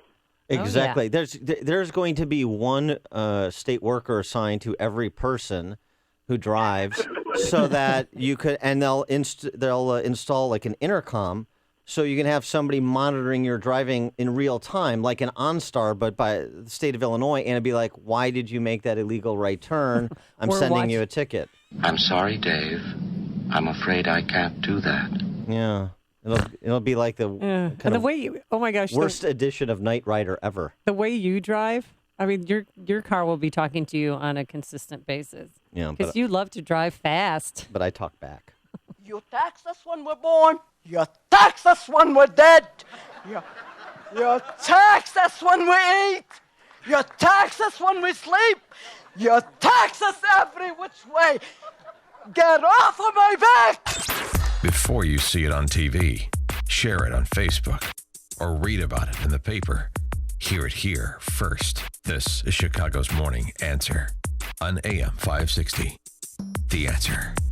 Hi, I'm Lex Howard, CEO of Balance of Nature. I occasionally take new customer calls, and often people tell me that they have been hearing our advertisements for years. What are you waiting for? Start now and begin experiencing the benefits of Balance of Nature in your life. It's a very good product, even if I open the capsules. It tastes very good. I like it. That's why I'm reordering it. Matter of fact, I think I may give it to my son. You can't point to anything except you suddenly realize you're not dizzy anymore, you don't have a headache anymore, you're sleeping pretty good. It's not a case of where this hurts and now it doesn't hurt anymore. It's difficult for people to realize it's helping them because they're feeling like they should feel. Good health is just a phone call away. What are you waiting for? Call now and take the health challenge to get a free month supply of Balance of Nature. Call 1-800-2468-751. That's 1-800-2468-751. Or go online to balanceofnature.com. Use promo code CHICAGO. Well, go ahead, read that one text. Text from Steve N88. I'd rather blank than pay taxes. I'd rather let Mel Reynolds babysit my daughters than pay taxes. Wow. Yeah. Too soon. That's too a good soon. one. Coming up is 1100 at the new 1237. We'll have the answer at 636. And then later, the real reason White Sox player Adam LaRoche left the White Sox, it wasn't about the boy, it was for the girls. But first into the newsroom we go. Here is Mike Scott. Amy and Dan, 39 degrees, clear skies this morning. Russia rejecting complaints by U.S. officials who say Russian planes buzzed dangerously close to a U.S. naval destroyer in the Baltic Sea earlier this week. White House spokesman Josh Earnest. Earlier this week, there were reports of Russian planes flying dangerously close to a U.S. naval ship and a Polish aircraft. A spokesman for the Russian Air Defense Ministry says the pilots of the Russian jets saw the ship and then they turned back. Defense Secretary Ash Carter says U.S. ships have started conducting joint patrols in the Philippines near the South China Sea. The U.S. will also keep nearly 300 troops on active duty in the Philippines through the end of the month. All 5 presidential candidates in New York City today ahead of the state's primary next Tuesday. Democrats Hillary Clinton and Bernie Sanders face off tonight in a CNN debate. Ted Cruz, meantime, isn't ruling out former GOP rival Marco Rubio as a possible VP pick. Anyone would naturally look at Marco as one of the people who would be a terrific person to consider for VP, and he would be someone that you would be a fool not to look at seriously. Bernie Sanders says his campaign is riding high ahead of the New York primary. I don't think that there is any doubt but that our campaign today has the momentum. Speaking to a raucous crowd at Manhattan's Washington Square Park, the Vermont senator also fired up striking Verizon workers. Authorities in Houston questioning a man who showed up at a fire station after law enforcement. An officer was shot several times last night. Law enforcement says the man has not yet been arrested, but they're not looking for any other suspects. Person is dead following an accident on I-90 in Hoffman Estates. It happened when a van and tow truck collided early this morning between Roselle and Barrington Roads. An effort is underway to bump up security around Wrigley Field. Mayor Emanuel agrees to a plan to widen sidewalks along Addison and install concrete barriers. The agreement seen as a compromise with the Cubs. Chicago sports. Last night, the Blues beat the Blackhawks in Game 1 of their playoff set, 1-0 in OT. Baseball last night, Cubs over Cincinnati 9-2 at Wrigley, while the White Sox were road winners over Minnesota 3-0. The NBA season ends with a Bulls win over Philadelphia 115-105. The news service of Burger King's breakfast. Right now at Burger King, get an awesome deal on breakfast. 2 croissant breakfast sandwiches for just $4, piled high with thick-cut bacon or savory sausage, fluffy eggs, melted cheese. 2 croissant for $4, only at Burger King. Limited time only. Price and participation vary. 6:33 is our time. A check of traffic and weather on the way next on AM 560. Sean Hannity warns of a third-party challenge. The Washington Post today is claiming that a group of, quote, conservative leaders got together this morning to plot a third-party challenge if Donald Trump gets the nomination. I would argue, and I'm saying this respectfully, this is a death wish. This is a plan to help elect Hillary. This is a circular firing squad. The Sean Hannity Show. Afternoons at 2, right before Joe Walsh at 5 on AM 560. The Answer. The school year is coming to an end, so even though your kids aren't thinking about next year, you should be, especially if you want to send your child to a private school. Now, you might think that there's no way you could ever afford it. Well, we want to tell you and remind you about halfpriceschools.com. At halfpriceschools.com, you will find dozens of local private schools that are offering vouchers for a full year of tuition at, guess what? You guessed it, half the price. There's no catch. It's simple. Go to halfpriceschools.com, locate a school near you, and be prepared to send your child off to school this fall. There is no catch. So start thinking about back to school today. This might make private schools a real option for your family for the first time, but don't wait every year, folks. These vouchers sell out. So do it before class resumes this fall. Visit halfpriceschools.com today. That's halfpriceschools.com. It's Galaxy's free sale. Free installation, free design, and free financing. 773-783-8300. Call Galaxy.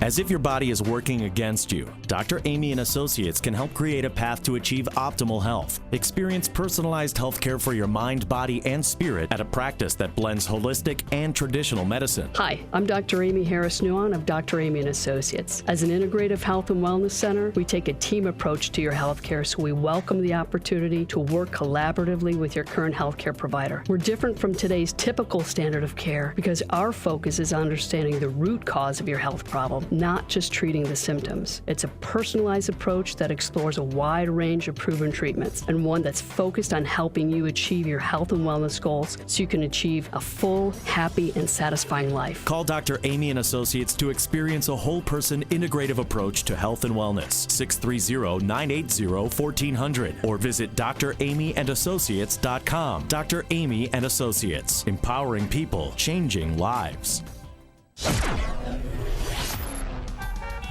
6:36 in our Guardian Security Services Traffic Center. Here is Jim Talamonte. Thanks, Mike. The Adams Tollway westbound I-90 is open again. It had been closed for several the early morning hours due to a crash. Eastbound traffic is slow. Bartlett Road to Roselle Road. Northbound Tri-State, heavy 87th to LaGrange Road and Plainfield Road to the Hinsdale Oasis. And jammed from the Reagan Tollway to Irving Park, where a crash just cleared. That has the eastbound Reagan Tollway backed up from York to the Tri-State. Edens is 25 minutes, Lake Hook to Montrose outbound 19. The Kennedy, 25 minutes, O'Hare to downtown outbound 24. The Eisenhower, 50 minutes, Thorndale to the Loop outbound 40. The Stevenson, 53 minutes, 355 to Lakeshore Drive outbound 36. Ryan is 20 minutes, 95th to downtown. Traffic as a service.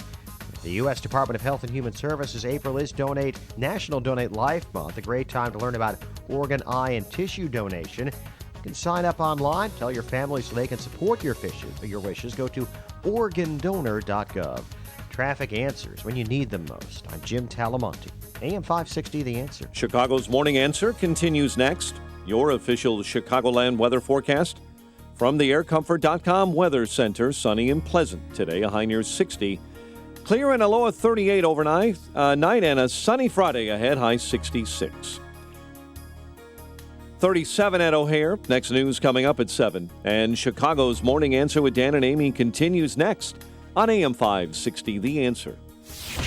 This hourly segment is brought to you by BobbleCard, the phone app for digital business card sharing. Download the free BobbleCard app from your Android or Apple store now. That's BOBL. You want more than just the headlines? Find out what's going on and what it means with me, Dennis Prager, this morning at 11, right here on AM 560, The Answer. Dan and Amy, so 27,000 New Yorkers turned out for Bernie Sanders. Yeah. It's a real movement, and I'm not talking about the striking Verizon workers that he was walking the picket line with. Yeah, I saw that too. So it's still a movement, and maybe Bernie can surprise in New York on Tuesday. They have their last debate, by the way, he and the Hillster, tonight on CNN. So it's called the Battle in Brooklyn. That's how it's being touted. But they claim, and I hope that this is true, Dan, that this is the last debate between Hillary Clinton and Bernie Sanders. It's true. Yeah, they become a bit It's too prosaic. much. But just on the Verizon strike, these workers that went off, and that's the reason my cable guy didn't show up between 9 and 5 yesterday like he was supposed to. Oh, really? Yeah. Oh, it's all about you, Dad. These are landline workers. The what? What did you call it? They're landline workers that are striking. Oh, the landline. I remember the landline. Yeah, well, the jack in the wall where you put the. Yeah, it's not exactly the most profitable part of Verizon's business anymore, to no one's surprise, except the Communication Workers of America. Do you have a landline? No. Does anybody have a landline? I think some people do, yes. I have a landline. Mike so does has a Mike Scott, landline. of course. You I have have a it landline. just in case there's a fire or something. You want to call 911. You have a landline. No, old people. So they know exactly where you are. Old people have landlines. I got it. And yeah, right. Something past Thank the close. you. Right. Thank you. I totally get it. And also, those landlines are nice because Why? They pay the salaries of striking Verizon employees. The striking Verizon employees. Mm-hmm. The average striking Verizon employee makes $130,000 a year in wages and benefits. What? $130,000 a year. They are striking. Why? Because Verizon wants to change their benefits package, trimming the expensive health and pension benefits. Like a company does when it's no longer financially sustainable to continue conferring certain benefits. Hint, hint, state of Illinois, city of Chicago, and other governments around the nation. CTU. Yeah. So it's an interesting side note. All right. That's the average salary, $130,000. Yeah, the fully burdened salary, $130,000. Wow. Walking the picket line. So think about that number. Fighting the good fight. Before you do your Workers of the World Unite routine with Bernie Sanders and those speaking- 40,000 Verizon striking Yeah. workers. Bernie Sanders, he's going to the Vatican. So he's going to be leaving the country soon to go to some economic summit with the Pope. Do you know about this? Being the devout Catholic that you are. Yeah, there was a little bit of controversy whether Bernie Sanders invited himself or he was actually invited by representatives of Pope Francis. Don't really care. Just seems strange. Well, it's going to be a terrible conversation between two people who are very confused on issue. Well, Bernie Sanders is confused about everything. Pope Francis is confused about matters that don't have to do with the catechism, like labor economics and climatology. Sounds like a Saturday Night Live skit. But I want to get to this issue. RNC, this is very interesting. The 1237 delegates that you need to be the Republican nominee for president. That is not some arbitrary number, despite what Donald Trump has intimated from time to time. It's a majority. Right. It's a simple majority. But yesterday, RNC Rules Committee member Randy Evans from Georgia was on with Morning Joe. He's on the Morning Joe program. And he had this to say about essentially grading on a curve when it comes to delegates. What I do expect to happen is this, is that if Donald Trump exceeds 1,100 votes, he will become the nominee, even though he may not have 1237. If he gets less than 1,000 delegates, then I think we're looking at a contested convention that could go on for many, many days. And then in the middle, there's that gray area between 1,000 and 1,100. And that's where the unbound delegates or the delegates that have been released by other candidates come into play to see if there are enough of those to get either Cruz or Trump over the finish line. I'm sorry, was he being tased? Yeah, by Ted Cruz staffer. Yeah. During that. We don't like what you're saying. He also said that I would venture to bet what eventually happen is we're going to see two of the candidates cut a deal, and they're going to say, you get your delegates to us, you'll be the VP, we're going to run as a ticket. And literally, what you could, in the oddest sort of way, have the first ballot be is a first ballot between two tickets, Trump-Kasich versus Cruz-Rubio.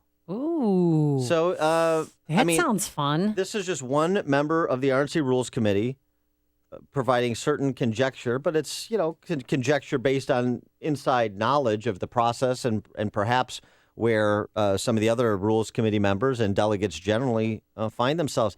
1,100 is the new threshold for Trump. I'm not sure. I'm not sure that that's the case. I'm also not sure, by the way, I know everybody continues to say we're going to a contested convention. We're going to a contested convention.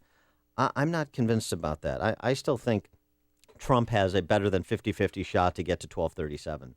Especially and make if all of this California. academic. How many delegates are in Well, there's a couple of hundred in California, but well before that, 95 in New York. You've got on April 19th and the 26th, so the next two Tuesdays, you've got New York, Connecticut, Delaware, Maryland, Pennsylvania, and Rhode Island up. That's 213 bound delegates up in those states. And Trump is right now, if you just go by polling averages, expected to do really well, very well in those states. So if he, meets the expected threshold of winning at least 75% of those bound delegates by winning those states, he'll be to 1237 or closer. No, well, right. Yeah, I'm sorry. I don't do math on days that end in Y. So then you go to the following month, 96 bound delegates in Oregon on May 17th, on May 24th, Washington, and June 7th in New Mexico. Trump projected right now to win 40 to 50% of those. Also June 7th also is New Jersey. Right. He's also expected to win all or nearly all of the 34 delegates up for grabs in West Virginia on May 10th and the 51 bound delegates in New Jersey on June 7th. So if he meets those thresholds right now, then he puts himself in a very strong position to have California be the clincher on June 7th. Now, also, Ted Cruz expected to win winner-take-all Nebraska on May 10th, win winner-take-all Montana and South Dakota on June 7th. So that's the narrow path that's discussed less and less as everybody's trying to figure out what the contested convention would look like. But it's a real path for Trump right now based on where the polling averages find themselves. Could that change? Of course it could change. But this idea that that we're inexorably headed toward a contested convention is still not clear to me. How do you think it would impact the race if before any contested convention, if Trump started to make those numbers that I just described in the next two Tuesdays and put himself back on a legitimate track to 1237, would Cruz-Rubio change your opinion?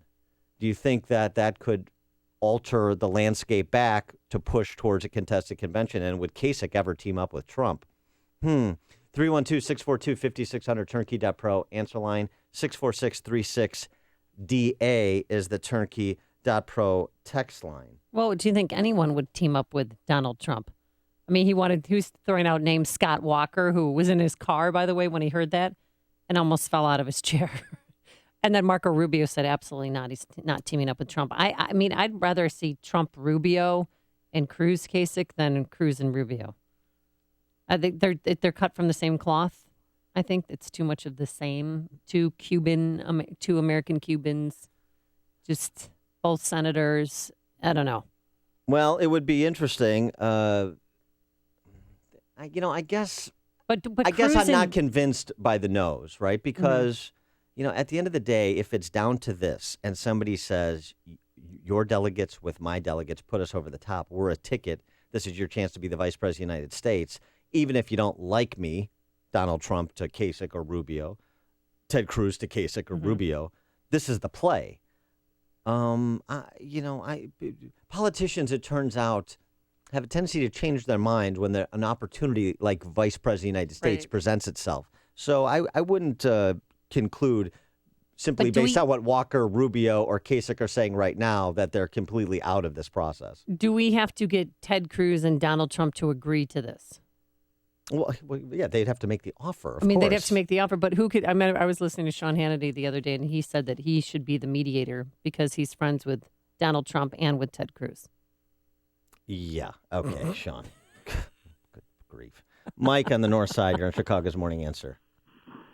Good morning, kids. Welcome back to North America. Thank you. Mike? Mike. Kasich, oh, there you go. If Kasich joins Trump, doesn't Kasich lose all credibility?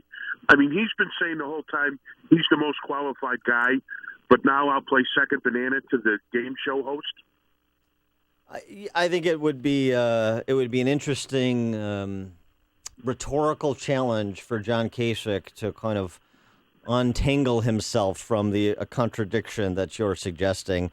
But also the flip side is, look, you come up with some, hey, for the good of the country, and I'll be the, this is a yin and a yang, and we've got to stop Hillary, and so it's about stop Hillary, and that's why I'm doing this. I mean, I think you can make that argument, and frankly, I think somebody should make that argument. We've got a D.C. delegate to the Republican convention, a young woman named Rina Bahara, who has a very interesting and different take on Trump and could be impactful at a contested convention, and we'll have that after this. Don't taste me, bro! You're listening to Chicago's Morning Answer with Dan Proft and Amy Jacobson on AM 560. The Answer. She's a Republican?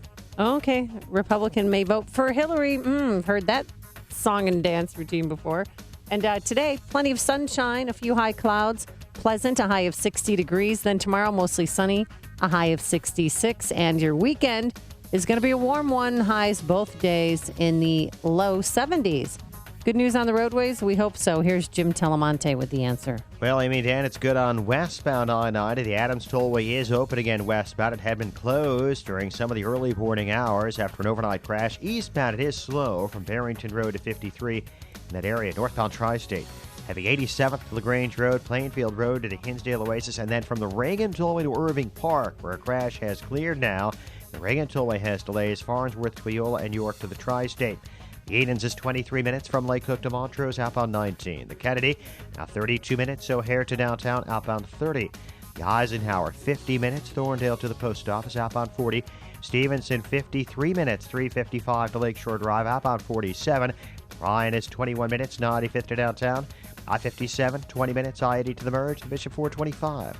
Jim Talamonte, Guardian Security Services Traffic Center. I'm sorry about that. I'm Lou Dobbs. Congress wrestles with a bailout for Puerto Rico. The nation's largest coal miner goes bankrupt. Unionized workers at Verizon on strike. Those stories next. Are you being denied credit? Are you paying high interest rates? At CreditRepair.com, we know life happens. Divorce, medical bills, student loans, and many other reasons why credit scores fall. That's why at CreditRepair.com, we're committed to helping folks get the second chance they deserve to improve their credit. CreditRepair.com is actually acting as an advocate for me. Things that I thought when you paid them off, they were still on there. Things that I didn't even know were on there were on there, but they got them removed. I feel it doing what they said they'd do and beyond. I'm not going to abuse this second chance that they gave me. I'm in a process now of buying a home. CreditRepair.com actually does work. We can help you get a second chance at great credit. The consultation is free and includes a free credit score and summary credit report. We'll review your current credit situation right on the phone with a game plan to restore it. Call 800-231-1735. That's 800-231-1735. Again, 800-231-1735. 800-231-1735. Congress not having success in crafting a bailout for Puerto Rico's $70 billion debt. The island nation faces total economic collapse, but both conservatives and liberals on Capitol Hill are opposed to a total bailout. Peabody Energy filing for bankruptcy. America's largest coal miner blaming environmental regulations for its need to file for bankruptcy. 39,000 Verizon workers are on strike today in the Northeast. The union says Verizon wants to freeze pensions, but Verizon wants to address health care costs that have spiraled out of control. CSX Railroad reports a 19% decline in first quarter profits. The railroad says it plans to cut more costs in the year ahead to counter what has been weak demand. Please join me for Lou Dobbs tonight, 7 and 11 Eastern on the Fox Business Network. This is the Lou Dobbs Financial Report. Hey, I have a great idea. Mother's Day, Father's Day, right around the corner, and a perfect gift would be the gift of a great night's sleep. Of course, I'm talking about MyPillow, and the buy one, get one free offer is still good. So buy one for mom, get a free one for dad. They'll love you for it. MyPillow helps with chronic neck and back pain, snoring. If you have allergies, it's the perfect pillow because you can throw it in the washer and dryer. It conforms to your neck and back to give you the best sleep ever. It is American made. It is the official pillow of the National Sleep Foundation. And again, it's the perfect gift for mom, for dad, or for you. It's always good to know you're getting the best deal with the 2-for-1 offer. So visit mypillow.com. That's mypillow.com. Type Amy in that promo code AMY and you'll get 2 for the price of 1. Do it now. 800-489-0201 or online at mypillow.com. Promo code Amy, 800-489-0201. Do it now because you have a 60-day full money-back guarantee, but you won't need to return it because you'll love MyPillow. You know the name Barbara Walters. Now remember the company, Ameritrust Mortgage. Ameritrust Mortgage was formed along with a talented professional staff that makes your mortgage process easy, swift, and cost-efficient for you, the home buyer, and for those who refinance. Ameritrust is all-inclusive, start to finish, the way lending should be. At Ameritrust, we believe it has been our privilege to have helped thousands of people over 30 years with purchasing or refinancing their home. We are here to help. Let us customize a loan program for your specific needs, FHA, VA, or conventional. At Ameritrust, the responsibility belongs to me. It's my name on the door. I am the president. I am Barbara Walters. Call Ameritrust now, 815-459-7303. Again, that number is 815-459-7303. Or visit us at am560myhome.com. Ameritrust Mortgage is an equal housing lender. Illinois Residential Mortgage Licensee number 720. NMLS number 217229. AM 560, The Answer. Dan and Amy, and here's how wild it could be if there is a contested convention in Cleveland. Rina Barara, a young woman who is right now a Rubio delegate from D.C. to the convention, so she's committed to Rubio on the first ballot, but she's not going to be with Trump on the second ballot or even in a general election. RNC, GOP delegate from D.C., Rina Barara. I've been called a Democrat. I've been called a Republican in name only. But the truth of the matter is, I know what I'm getting with Clintonian policies. I don't know what I'm getting with Donald Trump. He's seriously too far off the deep end for me. And I've tinkered with that idea. I'm also thinking about not just staying at home, not going to vote that day. Wait a minute. Tinkered with that idea means voting for Hillary Clinton. And so here's the thing. You know Clintonian policy. She needs to work the logic. I know Clintonian policies. I don't know what I'm getting with Trump. I don't necessarily disagree with that. But, right, you don't know what you're getting with Trump, so you have a puncher's chance as a Republican or conservative. You have no chance with Hillary. I understand, some of my friends, never Trump. I'm not going to vote for him in a general election, and I won't vote for Hillary either. But you have no moral standing, Republicans, who are thinking about who are in the never Trump camp, but would actually consider voting for Hillary Clinton. You have no moral standing. You are not making a moral decision if you vote for Hillary Clinton. Period. The end. I just sense the momentum and the energy. This is the morning show more Chicago radio listeners are choosing. This is Chicago's Morning Answer on AM 560. The Answer. Signature Bank is Chicago's fastest growing, independently owned business bank. Signature Bank listens to your story, learns about your business, and sticks with their customers. I'm Dan Proft, and I know this because Signature Bank is my business bank. Hi, I'm Brian Duncan, co-founder of Signature Bank. Born and raised in Chicagoland, my partners and I knew this city needed a locally owned business bank. As fellow entrepreneurs, we know the challenges facing businesses, and we are invested in our customers' success. We are here to build mutually beneficial, long-term, lasting relationships with our customers. We look forward to helping our customers reach their goals every day, and we are here to see them succeed. At Signature Bank, you work directly with decision makers who understand your business and can deliver on their promises. Signature Bank is looking for their next success story. Learn more about turning your business vision into reality. Visit signature-bank.com. Signature Bank, helping local businesses succeed. Member FDIC, Equal Housing Lender. If you're in business, you know the importance of communications. Telephony and internet services can mean success and profits. Chicago-based Innovative Networks is a complete provider of high-tech voice and data services that allow your phones and data to efficiently follow you anywhere in the office or around the world. For companies of all sizes and industries, Innovative Networks provides state-of-the-art equipment, installation, and maintenance for a minimal monthly fee. Your company can enjoy the benefits of superior communications and greater profits. Innovative Networks is offering AM 560 listeners with a business this special deal. Pay $0 upfront plus up to 80% savings over major providers. For your free business communications consultation, just call Innovative Networks, an accredited and award-winning Better Business Bureau service. Go to 855-GO-INET.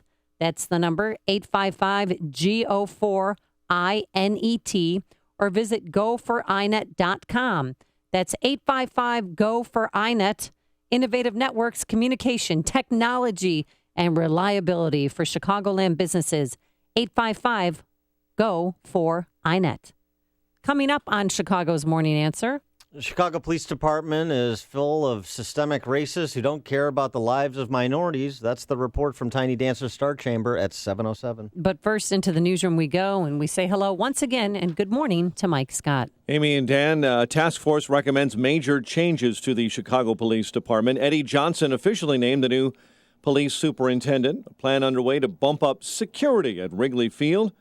Governor Bruce Rauner says he will plan to veto a partial spending plan in Springfield.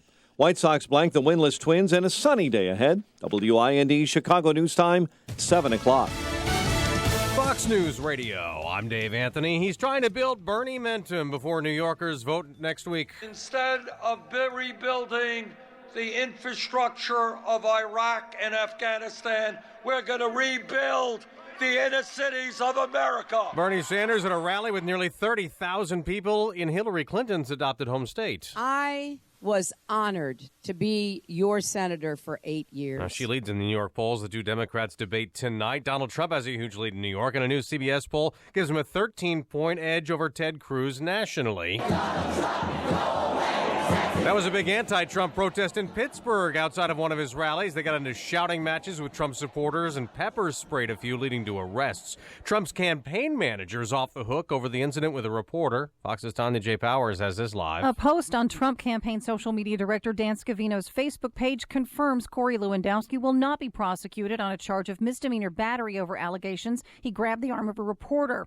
Palm Beach County State Attorney is expected to formally announce the decision today. That incident with Michelle Fields happened March 8th after a press conference in Jupiter, Florida, Dave. Tanya, he was shot in the back 6 times. A deputy constable ambushed late last night while standing next to a vehicle outside a Houston, Texas convenience store. He has a bullet lodged in his heart, and they're trying to address the abdominal area first. That's Harris County Lieutenant Holland Jones. He says the suspect is being questioned.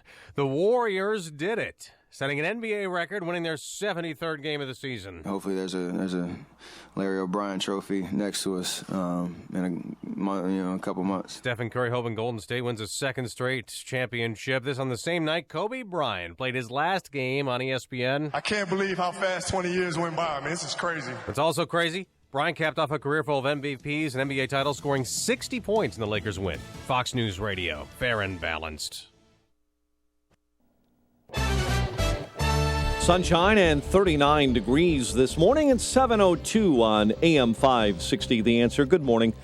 I'm Mike Scott. A person's dead, another hurt following an accident On I-90 near Hoffman Estates, state police say a van and a tow truck collided early this morning between Roselle and Barrington Roads.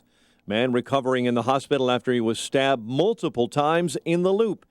Police say the victim was attacked while walking to work near LaSalle and Madison. No one is in custody. Illinois Democrats approved a $3.9 billion bill to fund colleges and some social service programs while the state operates without a budget. Senate approving that measure 38-17 on a party line vote. The bill had already cleared the House. It goes to the governor, where Bruce Rauner expects to reject that bill. A special task force is calling for accountability within the Chicago Police Department as that department grapples with accusations of racism and use of excessive force. It is essential that the police department take responsibility for the way in which it's policed and the way in which it has, in many instances, alienated people of color, particularly African Americans in this city. Chairwoman Lori Lightfoot saying the task force spoke to folks across the city who believe the officers do not respect them. An effort underway to bump up security around Wrigley Field. Mayor Emanuel agreeing to a plan to widen sidewalks along Addison and install concrete barriers. It's seen as a compromise with the Cubs. Also in Springfield, the House has approved a measure that would give victims of sexual abuse up to 12 weeks of unpaid leave from work following that incident. NHL playoffs last night. Blues over the Blackhawks 1-0 in St. Louis. It took overtime for a David Backes goal. Penguins and Lightning also open up the Stanley Cup playoffs with home victories. Baseball, Cubs over Cincinnati 9-2. White Sox trip up Minnesota 3-0. NBA, bowl season is over. 115-105 winners over Philadelphia to close this season. The news service of the U.S. Department of Health and Human Services. April is National Donate Life Month. A great time to learn about organ, eye, and tissue donation. You can get the facts and sign up today online. Be sure to tell your family, too, so they can support your wishes. Go to organdonor.gov. 7:04 and a check of traffic and weather on the way next on AM 560. The battle for the Republican nomination is racing towards the convention this summer in Cleveland. Nobody is going to have enough delegates. We are going to go to a convention. It's going to be open. Can Trump be stopped? The only campaign that has beaten Donald Trump and the only campaign that can beat Donald Trump is this campaign. Will there be a third-party run? Donald Trump is a phony, a fraud. What happens next? We should make it pretty easily based on what I'm seeing. Happens here. So we won't have to worry about fighting at a convention. This is AM 560. The Answer. The big DuPage County Home Remodeling Expo, a free home show that's open to the public, is coming to the Odeum Expo Center April 23rd and 24th. If you're looking to remodel your kitchen, bathroom, basement, or maybe get a new roof, flooring, windows, or siding, then this is the event for you. At this two-day expo, you'll meet local and national contractors displaying their products and services. Get new ideas, set up estimates, and talk directly with contractors, many of which are offering huge discounts. Maybe you need a new furnace, state-of-the-art generator, or just a handyman. You'll find everything you need under one roof. Increase the value of your home and bring your friends and family. Special announcement! Attend this free home show and get a free gift at the door. You heard it right. That's a free gift at the door. Remember, the DuPage County Home Remodeling Expo, April 23rd and 24th at the Odeum Expo Center in Villa Park. For more information, please visit homeshowevent.com. So, Dave, would you say your lawn is army green or hunter green? I'd say more shamrock green. Wow, greenest green I've ever seen. Thanks to new Ironite from Pennington. It's loaded with iron and turned my yellow lawn to green. Fast. It's a green machine. I'm jealous, but that means more mowing. No way. Ironite greens without the growth surge other fertilizers cause, so I relax and enjoy the green. Well, I'm turning green with envy. Better to turn green with Ironite. New Ironite from Pennington. Turn your yellow lawn greener than green without extra mowing. Uber is an app that helps you make extra money just for driving your car. And because it's totally flexible, you don't have to quit. Because you can drive and earn whenever you want. There are 3 simple steps to start making money. First, sign up for free on your phone. Second, answer a few questions and get approved. And third, start driving. So, what are you waiting for? Sign up today at drivewithuber.com. That's drivewithuber.com. 7:07 in our Guardian Security Services Traffic Center. Here is Jim Talamonte. Thanks, Mike. Traffic is very heavy now on the inbound Eisenhower with delays starting in St. Charles. It is an hour and 10 minutes. Thorndale to downtown, 55 minutes from Manheim, outbound 45 to Thorndale. Eden's 25 minutes. Lake Cook to Montrose, outbound 19 to Kennedy, 31 minutes. O'Hare to downtown, outbound 30. Inbound Stevenson, an hour and 8 minutes, 355 to Lakeshore Drive, 53 minutes from the Tri-State. And outbound, it's jammed from the Ryan to Central, about an hour to get from Lakeshore Drive to 355. On Ryan, 22 minutes, 95th to downtown. The northbound Tri-State has delays from the Stevenson to 31st and from the Reagan Tollway to Grand Avenue. Eastbound Adams Tollway, still Barrington Road to 53. Westbound, it's fine. Reagan Tollway delays, Farnsworth to Wheelock and 83 to the Tri-State. Northbound 53 is bottled up from Euclid to Palatine Road, where the exit is jammed. Traffic answers when you need them most. I'm Jim Talamonte, AM 560, The Answer. Chicago's Morning Answer continues next. Your official Chicagoland weather forecast from the AirComfort.com Weather Center. Let's get the latest with our meteorologist, Kevin Snyder. A mostly sunny day with a high 58, clear night low 38, then mostly sunny tomorrow with a high 66 and a clear night low 47. Sunshine for Saturday, high 71, more sun than clouds for Sunday with a high 73. I'm Kevin Snyder on AM 560, The Answer. 37 at O'Hare, 38 along Chicago's lakefront. Your next news update is at 7:30, and Chicago's Morning Answer with Dan and Amy continues next on AM 560, The Answer. This hourly segment is brought to you by the IRS Radio Hour with attorney Stephen Leahy every Sunday afternoon at 5 on AM 560, The Answer. Good morning. Welcome to your Thursday morning briefing. Here's what you need to know to start your day. In Colorado right now, they're picketing and going wild because it's a rigged system, folks. The Republican system is a rigged system. Certainly, one thing that's true is that the rules are not being changed in order to injure or benefit anybody. They are what they are, and actually, state by state, they're not all that complicated. If Donald Trump exceeds 1,100 votes, he will become the nominee, even though he may not have 1237. If he gets less than 1,000 delegates, then I think we're looking at a contested convention. This is Chicago's Morning Answer with Dan Proft and Amy Jacobson on AM 560, The Answer.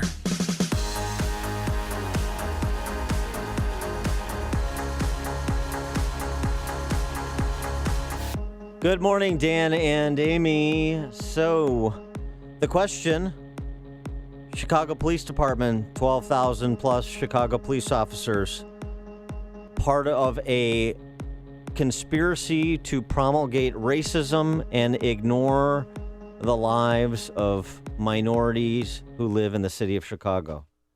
That's effectively the conclusion of the report issued yesterday by Tiny Dancer Star Chamber, this panel that he created to assess the Chicago Police Department and make recommendations as to how it may be improved. And, of course, you can't make recommendations until you identify the scope of the problem. That's what they say the scope of the problem is. Any former police officers on this panel? I mean, Deval Patrick, any work ever in law enforcement? Lori Lightfoot, anything? I mean, they came up with this scathing report, and it's making national news, saying that not only are police officers, some of our friends, racist, but they use excessive force, Dan, and that there's a code of silence going on. This is quoting, no regard for the sanctity of life when it comes to police, people of color. Police in Chicago, let me repeat that. Police in Chicago have no regard for the sanctity of life when it comes to people of color. Is that true? 312-642-5600, turnkey.pro answer line, 646-36DA, turnkey.pro text line. Particularly like to hear from Chicago police officers, since I'm not so sure this panel was particularly interested in hearing from Chicago police officers. And it also a couple other things. Is Eddie Johnson the new police superintendent? They bent the rules yesterday to have him fast track to get the position, which is fine. But he's a veteran. Yeah, he is 27 years So old. is he part of the systemic racism? That's a good point. 48% of the Chicago Police Department is African American and Latino officers. Yeah. Well, this task force found. Okay. 48%. That's nearly 6,000 Chicago police officers who are black or Latino. Are they part of the systemic racism? Are they completely oblivious? Do they have no regard for the sanctity of life when it comes to people of color? Do you include them? I want to know who's included. I want to know how you come up, how you draw the conclusion. What's the basis to draw the conclusion to say Chicago police have no regard for the sanctity of life when it comes to people of color? Here's what Lori Lightfoot and Deval Patrick and all these other Democrats that were elevated by the Democrat that's been elevated by Chicago. How do you like your Democrats, Chicago police officers? Here's the deal. This panel concluded minorities' lack of trust and fear in police justified because 74% of the hundreds of people shot by police officers in recent years were African Americans, even though African Americans account for only 33% of the city's population. That's the damn lie, and statistic they used. Well, the task force found that African Americans are targeted for tougher treatment. They wrote that blacks account for nearly 3 in 4 people stopped by police and killed or injured by officers. 3 out of 4. The thing about this is, in addition to these kind of phony statistics, I mean, I'm not saying that that's not true. And in certain cases, there are some bad police officers and some questionable incidents that have happened. But that's right. And we have litigated those questionable incidents, and we have called out police in particular instances where a specific officer or how a department, whether it's Chicago, other departments, handled the case where a police officer crossed the line. They're, of course, legitimate. This is not going to be infallible, and I'm not dismissing that. The police need to be held accountable. All these questions about police accountability and transparency are legitimate questions, but to draw a conclusion like this document draws, this Star Chamber drew, this is something completely different. This is pitting the citizenry against the police. Is that what you want to do? Because when you do that, here's what happens. Your murder rate goes up by 63%. The number of shootings goes up by 78%. The number of investigative stops drops correlatively, goes down 90%. I think those are connected data points, and that's the reality year over year to date in Chicago. So, well, I know you think that this report's off, because I do too, but the recommendations that they made, and I know you don't want to go over the whole list, but one of them being that tracking complaints. Apparently, there's no computer system at 35th and Michigan. So if I filed a complaint against a police officer, the current system, there's nothing in place where I can track and see the progression of that complaint that I filed. Yeah, okay. Which seems a little off. But also, too, they want to release all police-involved shootings within 90 days. I think it should be taken by a case-by-case basis. Why release something if it's going to affect the outcome of the case in a criminal court of law? I don't know. That's probably a whole separate issue. And they also want to change union contracts so that officers don't have time to, quote unquote, get their story straight before they're questioned. Yeah, again, an honest discussion to be had about transparency, about efficiency with which police operate, just like any other government agency, when it comes to things like digitization and process and protocols, those sorts of things. Okay, we can have that discussion. But that is bearing the lead.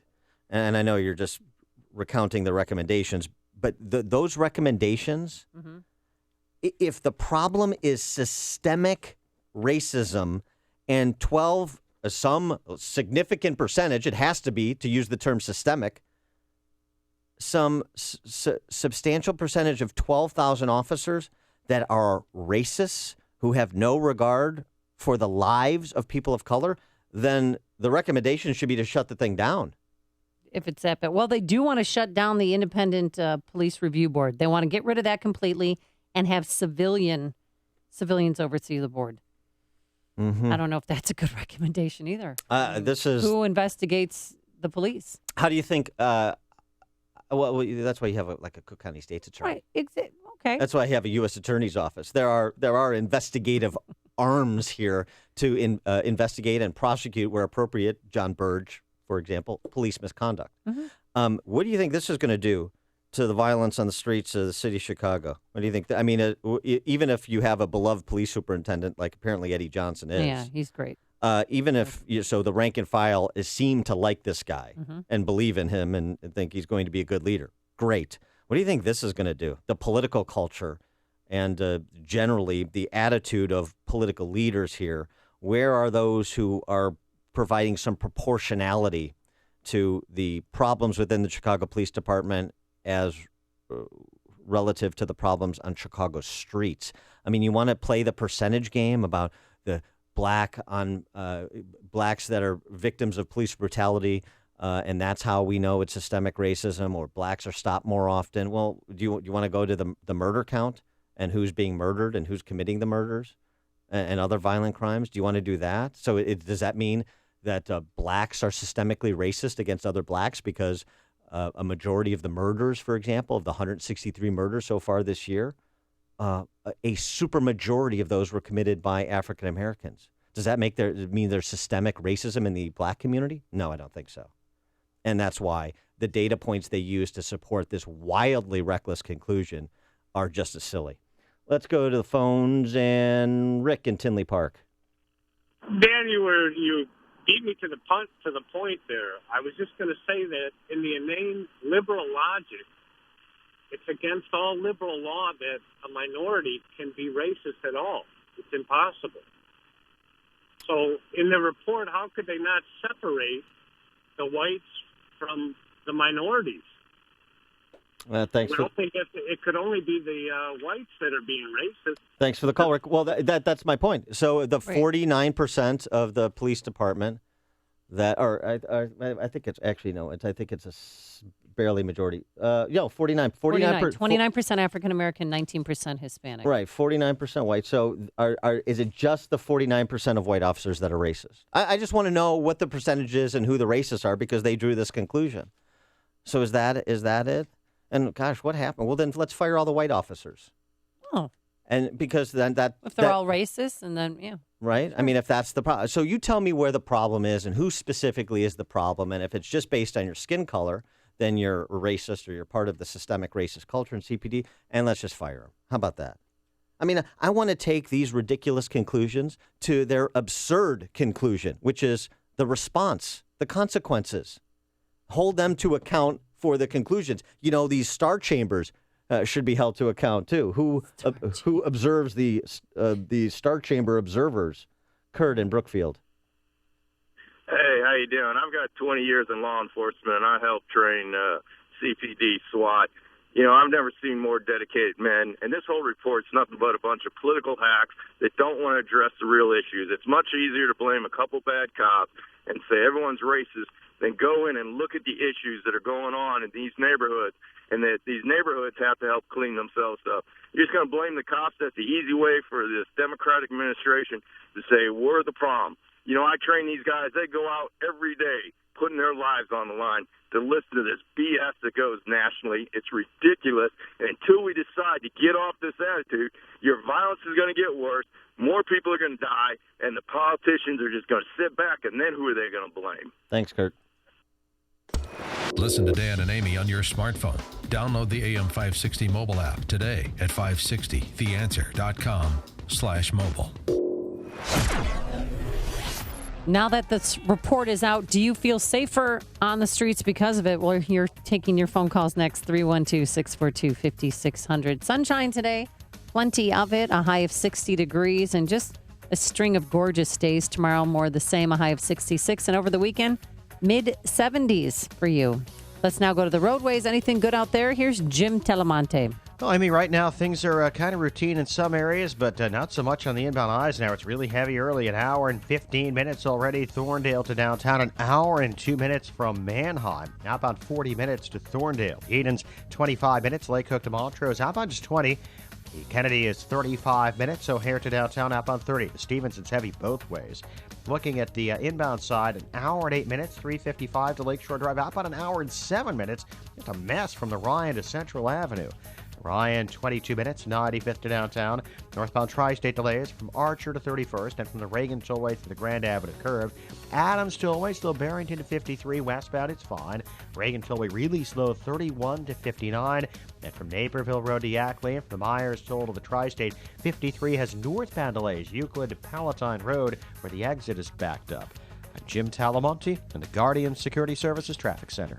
If you're serious about selling your home, now is the time. Supply is low and it's a great seller's market in many Chicagoland neighborhoods. I've done the research, and along with my Salem Radio colleagues, Mike Gallagher and Michael Medved, we all recommend that you call Saul. Saul Z and the Z team are so good that if they don't sell your home in 59 days, they'll sell it for free, guaranteed. Saul is ranked 106 out of 1.2 million agents by the Wall Street Journal. His proven marketing system is so effective that he sells on average a home every single day, attracting multiple full-price offers. That demand helps sell your home fast and at the highest price. It's a no-brainer. If I were selling a home in Chicagoland, I'd call Saul. Go online to callsaul.net or call Saul now at 888-346-0666. That's callsaul, SAUL.net, or 888-346-0666. You'd better call Saul. I do like taking Balance of Nature. I feel very good about that product. I think the integrity of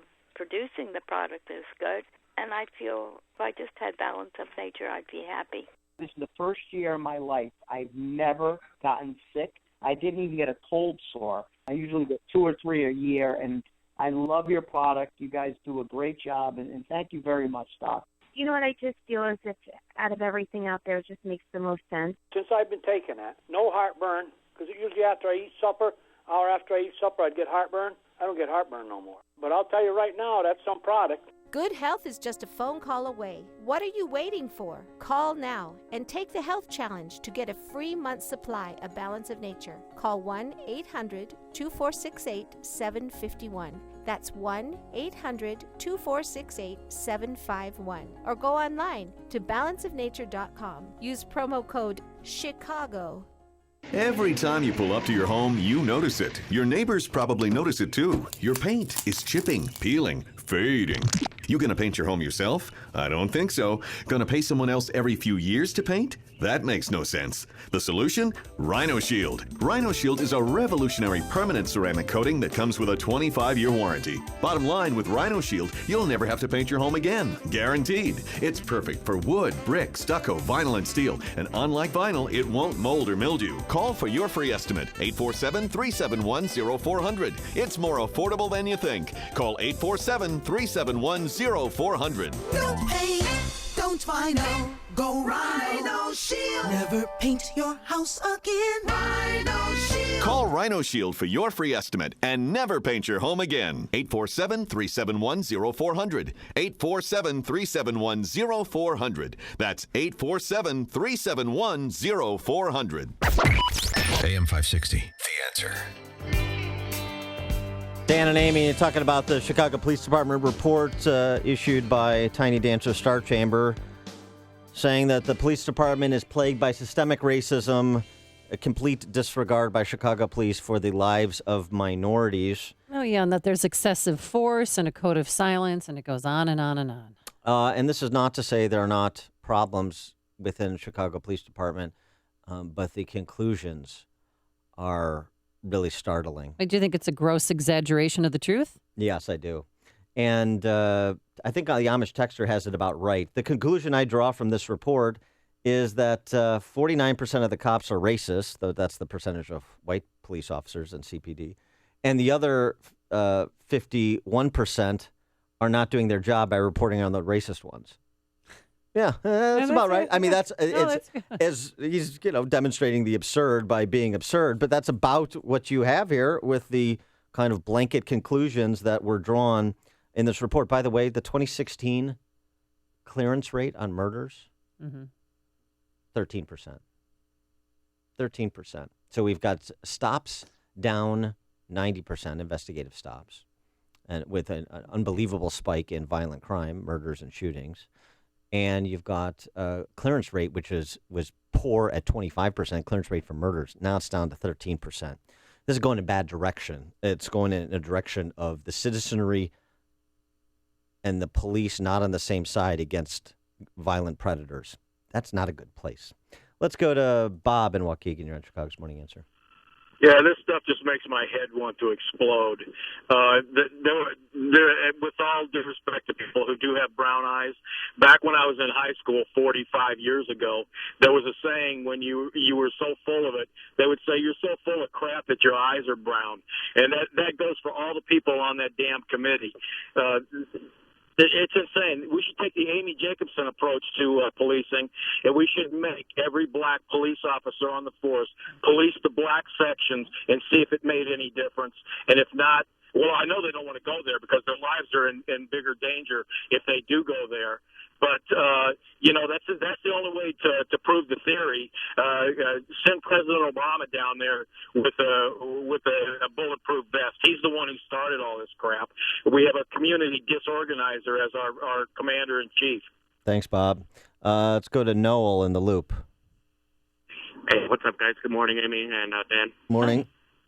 So I just want to disagree really quickly. Not completely on the report. The report to me, obviously, is definitely very, very motivated politically.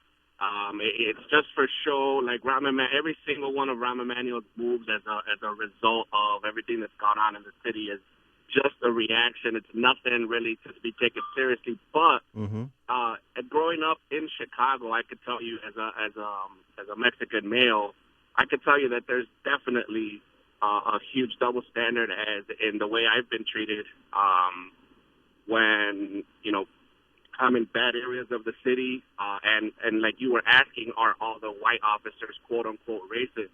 That's not what people mean when they say that the department is plagued by racism, systematic racism. It's that when a certain group of people commit certain crimes, they are not affected by those crimes and by the law as the same as everybody else.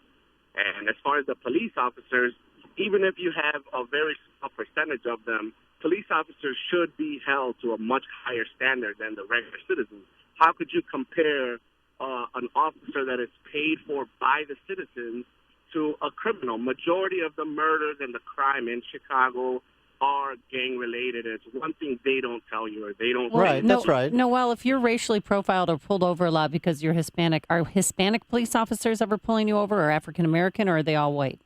Absolutely, I have had, and that's an interesting question, Amy. I've had all different, ethnicities of police officers pull me over, and I've been treated worse, actually, by Hispanic or black officers and at certain times.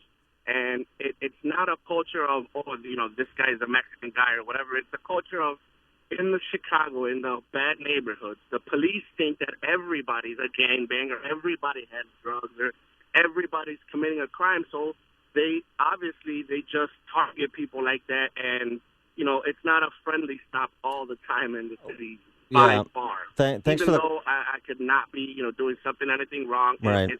It's where you're treated compared to other times where I've been pulled over in the suburbs for a night out or something like that, and I've had great experiences in the suburbs. Oh, sure, it's a pleasure to be pulled over in Wheaton. Yeah. All right, Noel, we got to jump. But I appreciate it. Thanks for the call. And he makes some excellent points. Story, yeah. But the problem is when you have a conclusion and you work backward to bootstrap the support for the conclusion, like this Star Chamber that Tiny Dancer Assemble did, you can't get to more important questions, cultural questions that have nothing to do with quote-unquote systemic racism.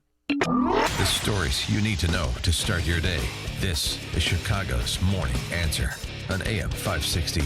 The Answer. If medications haven't helped you treat your depression, why haven't you tried TMS therapy offered by Theramind? Now there is a way to successfully treat your depression without the need for meds and their harmful side effects. TMS therapy is covered by most insurance, including Blue Cross Blue Shield of Illinois and Medicare. Don't continue to suffer needlessly. Call Theramind. Don't wait. Call Theramind now. 847-562-5868. The single greatest advancement to date in treatment treating depression is TMS. It's an FDA-cleared, non-drug, safe, and effective treatment. TMS has already changed the lives of over 50,000 patients. Why not you? Visit TMSmind.com. Depression can be beaten, and without drugs. Call Theramind today, 847-562-5868, or get more info at TMSmind.com. That's Theramind at 847-562-5868, or online at TMSmind.com.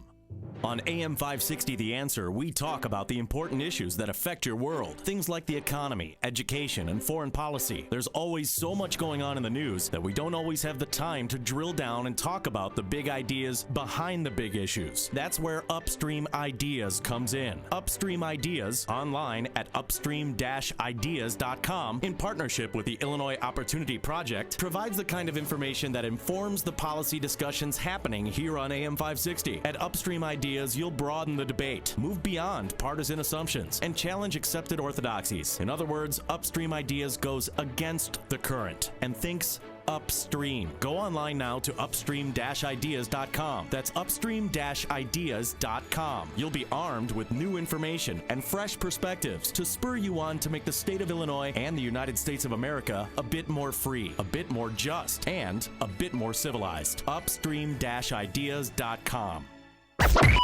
AM 560, The Answer. Coming up on Chicago's Morning Answer. We finally got a college that Amy can send Peyton and Eli. We'll have that at 7:37. And the real reason Adam LaRoche left the White Sox wasn't about the boy. He did it for the girls. But first, into the newsroom we go. Here is Mike Scott. 39 degrees, sunny skies at 7:33. Here are the stories we're following right now. The prime suspect in the Paris terror attacks may have had his eyes on a German nuclear research center. German newspapers full of stories today that Salah Abdel Salam had documents about a German nuclear research center on the German-Belgian border in his apartment. Police in riot gear had to separate people who back Republican presidential candidate Donald Trump from protesters outside a Trump rally in Pittsburgh. Russia is rejecting complaints by U.S. officials who say Russian warplanes buzz dangerously close to a U.S. naval destroyer in the Baltic Sea. Defense Secretary Ash Carter this morning says U.S. ships are conducting joint patrols with the Philippines in the South China Sea. Person is dead following an accident on I-90 near Hoffman Estates. Illinois Democrats approve a $3.9 billion bill to fund colleges and some social service programs. It's expected to be rejected by Republican Bruce Rauner after Republicans blasted the proposal, saying Democrats have not shown how they will pay for anything. And the company that lost the bid to supply the next batch of CTA rail cars claims that contract was rigged in favor of the company that Mayor Emanuel wanted. Bombardier filed a protest with the CTA, claiming the $1.3 billion contract was structured to favor the Chinese manufacturer once that company agreed to build an assembly plant in the city. NHL playoff action. Blues over the Blackhawks, 1-0 in OT last night. Penguins and Lightning open up the Stanley Cup playoffs with home ice wins. Cubs, a home grass win over Cincinnati, 9-2, while the White Sox took out the winless Minnesota Twins 3-0. NBA last night, mercifully, the Bulls season ends with a win over Philadelphia, 115-105. The news service of the timeshareexitteam.com. So the only thing that's worse than being stuck is being stuck in a timeshare. Get out now safely, legitimately with Timeshare Exit Team. They'll get you out or give you a full refund. TimeshareExitTeam.com. TimeshareExitTeam.com. 7:35 and a check of traffic and weather on the way next on AM 560. I believe what we need in America today is more love and kindness. The Joe Walsh Show. We've had so much love and kindness. We have been like parents who have indulged our kids. Parents who've never said no. Parents who've never set a curfew. We don't need love and kindness. This country needs a kick in the butt. The Joe Walsh Show. Weeknights starting at 5. Right after Sean Hannity at 2 on AM 560. The Answer. Florida's more than just beaches and theme parks. With shopping, nightlife, and outdoor adventures, there's always something new to discover. Find endless ways to play at visitflorida.com. This is Eric Metaxas. You know I consider a college education important, but for many, leaving home to go off to college is not feasible, which is why I'm excited to tell you about Liberty University's online programs. Right now, more than 95,000 students around the world are enjoying the same quality education as Liberty's residential students in Lynchburg, Virginia. Liberty is consistently ranked among the top 10 online universities and offers hundreds of degrees. Liberty's online classes are taught in flexible, virtual classrooms by engaging and challenging professors. I know some of them. I've had them on my show. For them, teaching is more than a job, it's a calling. If you're looking for an affordable, quality college education without leaving home, check out Liberty's online programs. Just dial pound 250 on your cell and say the keywords Liberty University. Secure your education from the world's largest Christian university without leaving home. Dial pound 250 right now and say the keywords Liberty University. So, Dave, would you say your lawn is army green or hunter green? I'd say more shamrock green. Wow, greenest green I've ever seen. Thanks to new Ironite from Pennington. It's loaded with iron and turned my yellow lawn to green. Fast. It's a green machine. I'm jealous, but that means more mowing. No way. Ironite greens without the growth surge other fertilizers cause, so I relax and enjoy the green. Well, I'm turning green with envy. Better to turn green with Ironite. New Ironite from Pennington. Turn your yellow lawn greener than green without extra mowing. This is an announcement for all people who want to take a risk-free challenge to whiten their teeth in 5 minutes using clinically proven power swabs. This risk-free challenge is for people whose smile has been yellowed by coffee, tea, or smoking. It's so effective, we challenge you to try it for 5 minutes to see how white your smile could be. If lines are busy, try again. Dial 1-800-663-1502. That's 1-800-663-1502. 1-800-663-1502. At 7:38, we're following a developing story this morning in southern Japan where a strong earthquake has struck the island chain. We'll keep our eyes on that story. The Associated Press reporting that story, and we'll give you updates as they become available. In our Guardian Security Services Traffic Center, here's Jim Talamonte. Thanks, Mike. The inbound side of the Edens is 25 minutes from Lake Cook to Montrose. Outbound 32 now. The Kennedy, 40 minutes. O'Hare to downtown. Outbound 30. Inbound Eisenhower is brutal. An hour and 20 minutes. Thorndale to downtown. Outbound it's 40 minutes. Stevenson, an hour and 8 minutes. 3:55 to Lakeshore Drive. Outbound it's an hour and 7 minutes. Ryan, 24 minutes. 95th to downtown. Northbound Tri-State. Slow from the Stevenson to 31st and from the Reagan Tollway to Grand Avenue.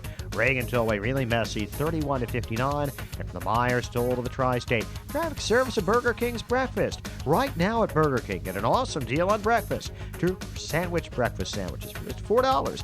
Piled high with thick cut bacon or savory sausage, fluffy eggs, and melted cheese. That's 2 sandwich for $4. Only at Burger King. Limited time only. Price and participation vary. Traffic answers when you need them most. I'm Jim Talamonte, AM 560, The Answer. Chicago's Morning Answer continues next.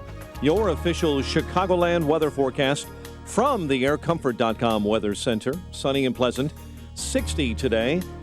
38 at O'Hare. 41 along Chicago's lakefront. Your next news update is at 8. And Chicago's Morning Answer with Dan and Amy continues next. On AM 560, The Answer. This hourly segment is brought to you by Real Estate Revealed with Randy Barcella. Heard each and every Sunday at 8 a.m. on AM 560, The Answer. Your money. Find out how to keep more of it and live debt-free. Tonight on The Dave Ramsey Show, starting at 7 on AM 560, The Answer. Good morning, Dan and Amy. Before we get to another dismal installment of the state of higher education in America, I have finally identified a university that is possible for Peyton and Eli to attend, Amy. That university is The Ohio State University. Oh, yeah. I know. Iowa rival. That stings. I mean, Iowa wishes. Oh, excuse me. Ohio State considered it a rival, but of course they don't. Excuse me. Not to sound like Herman Cain, but yeah. No, OSU, it's a Big Ten school. I could support it. So here's what happened there. There was an occupation of the university's administration building. The protesters / students demanding the usual and comical potpourri of they want their student loan debt cleared. Yeah, just lower interest rates on the loans. What do they want this time? Divest from this. Stop all the oppression. Give me a safe space. All the usual nonsense. Well, you call them campus crybabies, right? Because you should start a hashtag for that. Yeah. Campus crybabies. Well, they are. There's a lot of 18 to 22-year-old bedwetters matriculating at institutions of alleged higher learning. Well, here's the response from Ohio State. This is what makes this story different than the ones you've heard before. Ohio State Vice President of the administration, paid the protesters a visit shortly after the occupation began, and he had... Did he put his foot down? Did he actually stand up to them? He had delivered this message. And I'm telling you this now because I want you to have good thought and careful consideration. If you're here at 5 a.m., we will clear the building and you will be arrested. And we will give you the opportunity to go to jail for your beliefs. Did you hear that? We'll give you the opportunity to go to jail for your beliefs. One of the students subsequently asked, what do you mean by clear the building? Vice President Casey said, here's what I mean. Our police officers will physically pick you up and take you to a paddy wagon. The people who work in this building should be protected as well. He went on to... You should water cannon them. He went on to say, we're going to escort you from the building and arrest you. You'll be discharged from the school also. One of the confused undergrads said, discharged as in... And Casey said, as in expelled. Wow. Somebody stood up to him. I love it. All right. What's that guy's name? Jay what? Jay Casey, the vice president of Ohio State, who's... probably going to be elevated to president of some university Or soon. maybe he'll succeed Peter Wood as president of the National Association of Scholars with that kind of leadership.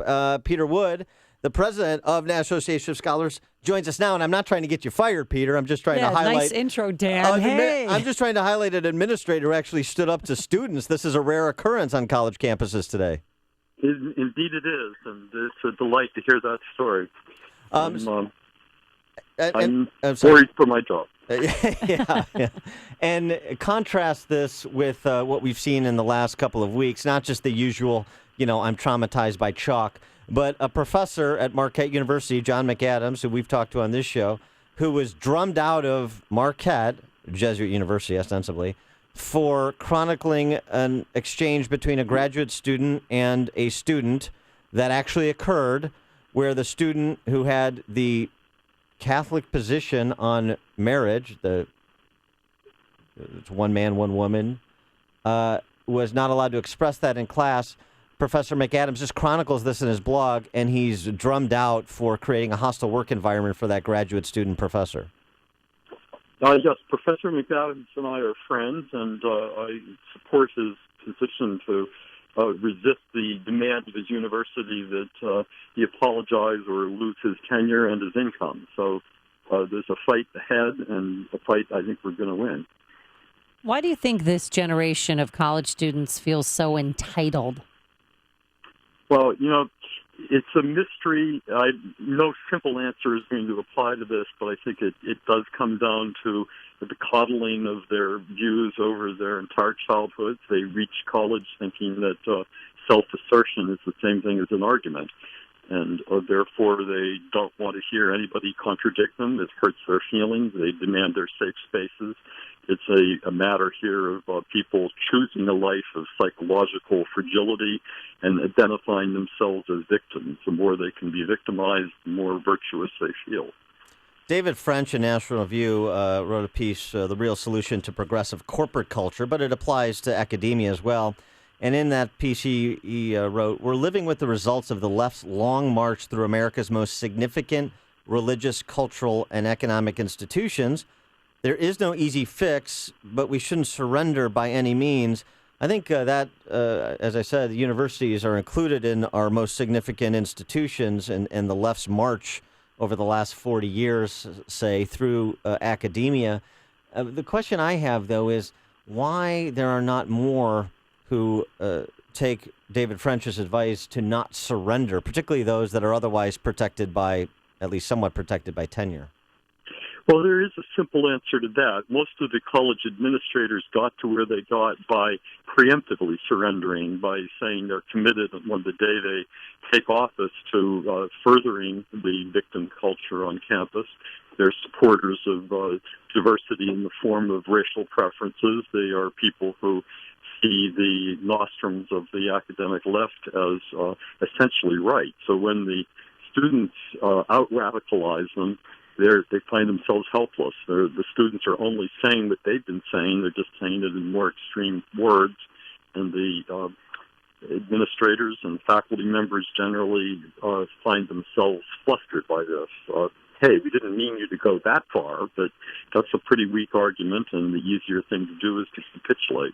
Who started this movement? Was it what happened at Mizzou, or has this been percolating for a while? I think the current phase of it is properly connected with Mizzou. That seems to have given permission. The resignations of the president and chancellor there told everybody else in the movement, hey, this is our moment. The administrators are going to fall on their faces. And they made a calculation about that, and they were right. All across the country, that's what administrators did. Why this particular moment? I think you have to connect it with the cultural changes of the Obama presidency, in which racial grievance was given the green light to be the means by which most arguments could be settled. And lots of people were so terrified of being labeled racist or sexist or something like that, that out of fear of that label, they were willing to stand aside and let the cry bullies have their way. Yeah, and I guess taking even a perspective that predates Barack Obama, is it a fair characterization to say, a lot of those in academia come from the elite schools? So essentially what you have is a generation that were the cry bullies from the 60s and 70s, and now are the professors and administrators. And if that's the case, if that's the kind of this vicious cycle we're in, do you have any recommendations on how you break the vicious cycle? Well, I think you're going exactly in the right direction in this. Everybody remembers, of a certain age anyway, when the Students for a Democratic Society, SDS, began their massive protests back in the early 1960s. And their manifesto, which was issued in 1962, essentially laid out this plan that the way to take over culture and society was to take over universities. Universities are everywhere. Every town of any size has one. They're the way to reach young people at the most formative moment in their lives when they're becoming politically aware. Teach them then to adopt this attitude of resentment, and they will carry it with them into adulthood.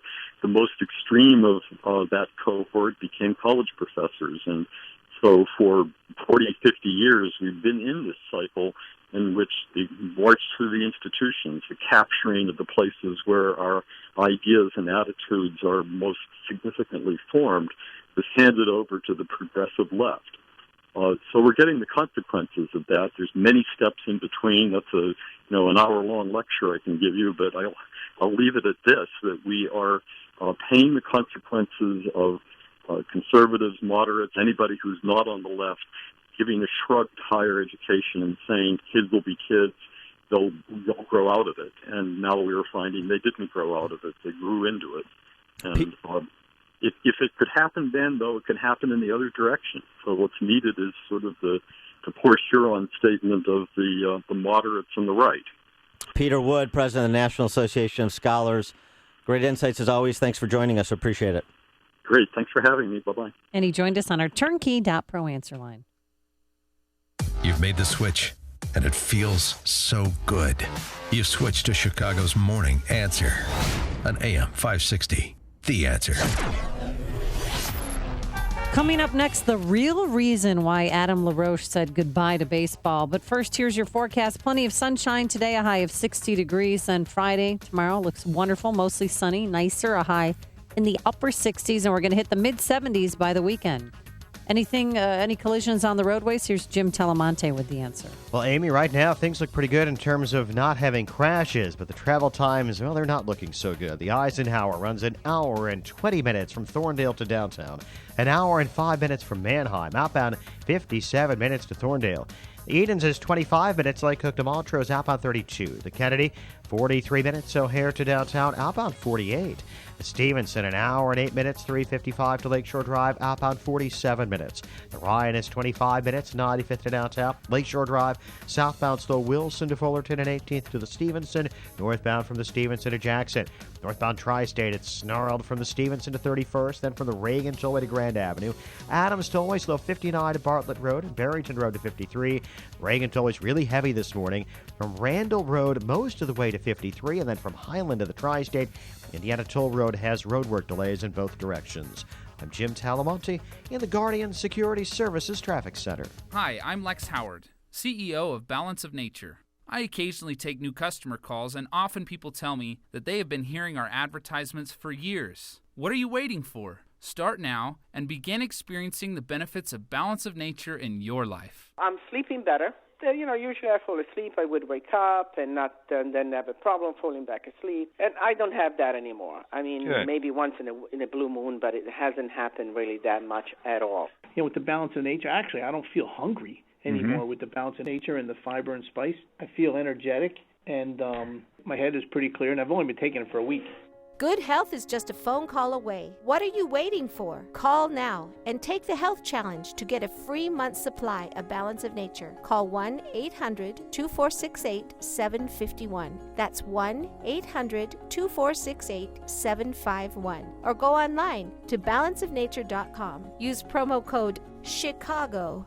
Are you or someone you know facing foreclosure? Losing the family home? Well, you'd be not alone, so please listen to this. There are a lot of issues in a foreclosure, legal issues, factual issues. Dozens so far, and more coming to light every day. You see, people, we are in the aftermath of what will go down in history as the greatest financial crime in history, from which a lot of people profited immensely. And these people did not always do things entirely legally. That is a foregone conclusion. I'm Lou Bridges. I put together a law firm dedicated to foreclosure defense and to avoiding foreclosure by working with the banks, based on a thorough examination and analysis of all the potential issues and questions. And we have surrounded ourselves with people equally committed to this pursuit of justice. Call 224-513-1231. That's 224-513-1231. Or visit FightIllinoisForeclosures.com. That's FightIllinoisForeclosures.com. Get real answers from a real foreclosure defense firm and discover the legal tools at your disposal. Well, there you are, up at 2 a.m. again, worrying. Counting sheep sure isn't going to work. You're a small business owner. You don't get to hand your technical problems off to a department of others to handle. Stop losing sleep. Get professional help from Turnkey IT. The fact is, Turnkey IT has some insomnia too. Why?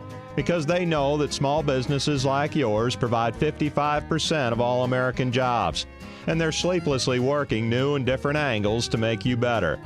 They drive small businesses from 5 to 100 network users, and they're anxious to help you find custom IT solutions to keep America running. So when you're ready to sleep again, remember that Turnkey IT is awake for you. Visit turnkey.pro for your IT needs today, and change America tomorrow. That's turnkey.pro, where they'll leave the computers on for you. AM 560, The Answer.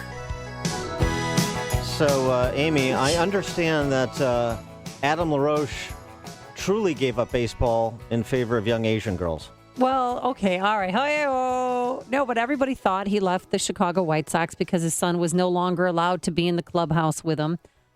We find out the real reason why yesterday. ESPN magazine writer Tim Cowan interviewed LaRoche, and the reason why he walked away from the game was because of the Exodus Road. And that's a group, they rescue young women in Southeast Asia, teenage girls who've been kidnapped for their families and been forced to work as sex slaves. He came back from there thinking, now I'm going to go off and play a game for 8 months. And I think his conscience kind of tugged at him with that. So during the offseason, he went with another player to Southeast Asia to try and rescue some of these girls. Yeah. Is this sitting right with you? Because you have a very strange look on your face. Well, here's my question. Why didn't this come up prior to Jerry Reinsdorf having to put a gag order on all sides in the whole debate over LaRoche's son in the clubhouse? LaRoche told Sporting News, I am choosing my son over you guys. Well, no. When this controversy was flaring, and now it's over. He seems like an honorable guy, and it's admirable to get involved in efforts like this, helping women that are being forced into sex slavery, of course. Mm-hmm. But it seems just a little bit convenient to me. Well, he felt sick at the airport when he had to leave Southeast Asia. I didn't sense any regrets. I didn't sense any anger. I just, I saw a guy that had put that decision behind him. So right now he's currently in an RV. He homeschools his kids, by the way, in an RV with his family, road tripping through California. But no word yet. They said he's not going to file any grievance against the team to try and recover his salary, but no word yet when he's going to head back to Southeast Asia and save some more girls. And importantly, the White Sox are in first place without him. He gone. And now, a moment of objectivism with Yaron Brook and the Ayn Rand Institute. The critics of income inequality say they are for social justice. But what does that mean? It means that if you're really productive, if you work hard, create lots of wealth, and make a lot of money, you're doing something bad. You're creating inequality. So what's fair? Well, what's fair is that government take a bunch of your money and give it to other people. Why do they deserve it? Because they didn't create much wealth. That's what it comes down to. Social justice says to punish people who've done nothing wrong for the sake of other people who have not been wronged. On the other hand, justice says to punish people for the wrong they've done to others. To learn more, visit ARIradio.com. From the Ayn Rand Institute, I'm Yaron Brook. This has been a moment of objectivism from the Ayn Rand Institute. To learn more, listen to the Yaron Brook Show, Saturdays at 4 on AM 560, and visit ARIradio.com. Why are Ayn Rand's ideas so compelling? Her worldview, her philosophy, expressed dramatically in her novels Atlas Shrugged and The Fountainhead, embodies the ideals stated by the Founding Fathers in the Declaration of Independence and sets forth the requirements necessary to achieve a flourishing life. She called her philosophy objectivism and said it was a philosophy for living on Earth. Today, decades after her death, objectivism continues to stir debate and inspire passion for the spirit of individualism and the enduring American dream. Gentlemen, Dan Proft here. You may have seen the news story on NBC Nightly News recently about medical research on the benefits of testosterone treatment. Low T Center and their national medical director were featured. You've been hearing me talk about the Low T Center a lot lately because when it comes to your health, you should go to a medical provider that you can trust and that specializes in testosterone. That's why I went to Low T Center and met with their medical staff. Their physicians exclusively diagnose and treat men with low T. If you're a man over 40 and have noticed a decline in energy, stamina, or libido, you may have low testosterone. Low T makes you feel tired and grumpy, can raise your cholesterol and cause weight gain. Low T Center's experienced medical staff will educate you on the benefits and risks of testosterone replacement. At Low T Center, their service is covered by most health insurance, and you'll know your results within 45 minutes. So call today, 630-409-4305, and tell them Dan Proft sent you. That's me. That number, 630-409-4305, or go to lowtcenter.com. Coming up on Chicago's Morning Answer, Dean Angelo, president of Chicago's FOP, will join us to talk about that CPD report. That's at 8:08. And new information about Individual A in the Denny Hastert case and how they plan to fight back. But first, into the newsroom we go, and we say hello once again to Mike Scott. Amy and Dan, a task force recommending major changes to the Chicago Police Department. Eddie Johnson now officially named Chicago's new police superintendent. Plan is underway to bump up security at Wrigley Field. Governor Bruce Rauner plans to veto a partial spending plan passed by Democrats in Springfield. Chicago sports, White Sox blank the winless Twins. Cubs clobber the Reds, and the Blackhawks fell in early round action in the NHL playoffs in St. Louis. A sunny and pleasant day ahead. WIND Chicago News Time is 8 o'clock. Fox News Radio. I'm Dave Anthony. He's out of surgery. A Texas deputy constable who was shot 6 times late last night, leaving a bullet lodged near his heart. It's going to be a little long recovery, but we think he's going to be okay. Harris County Constable May Walker says Alden Clopton was ambushed from behind while standing next to a patrol car. A person of interest is being questioned. A key suspect in the Belgium terror attack's been ordered held for another month, along with 5 others. Mohammed Adbrini admits to being the man in the hat seen in surveillance footage walking next to the 2 airport suicide bombers. The biggest fears about the Zika virus are now confirmed to be real. Fox's Evan Brown has this live. Dave, the Centers for Disease Control say they can conclusively report Zika virus is the cause of a spike of cases of microcephaly, birth defects of a baby's skull and brain.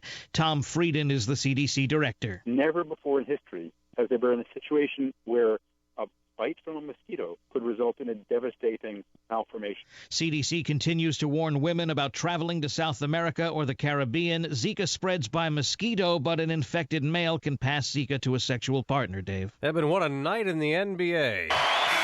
It's official, number 73. A record-breaking win on ESPN for the Warriors. Fox's Jared Max was at the game, now live in the Bay Area.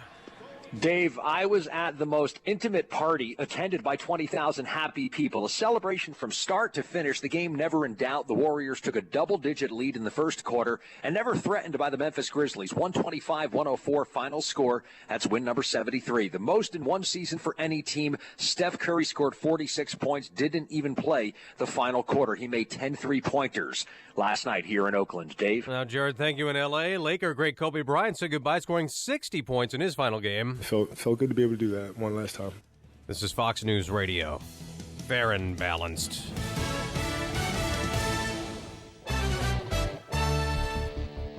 Mostly sunny skies. Wind south at 6 at 8:02 on AM 560. The Answer. Good morning. I'm Mike Scott. A person is dead following an accident on I-90 near Hoffman Estates.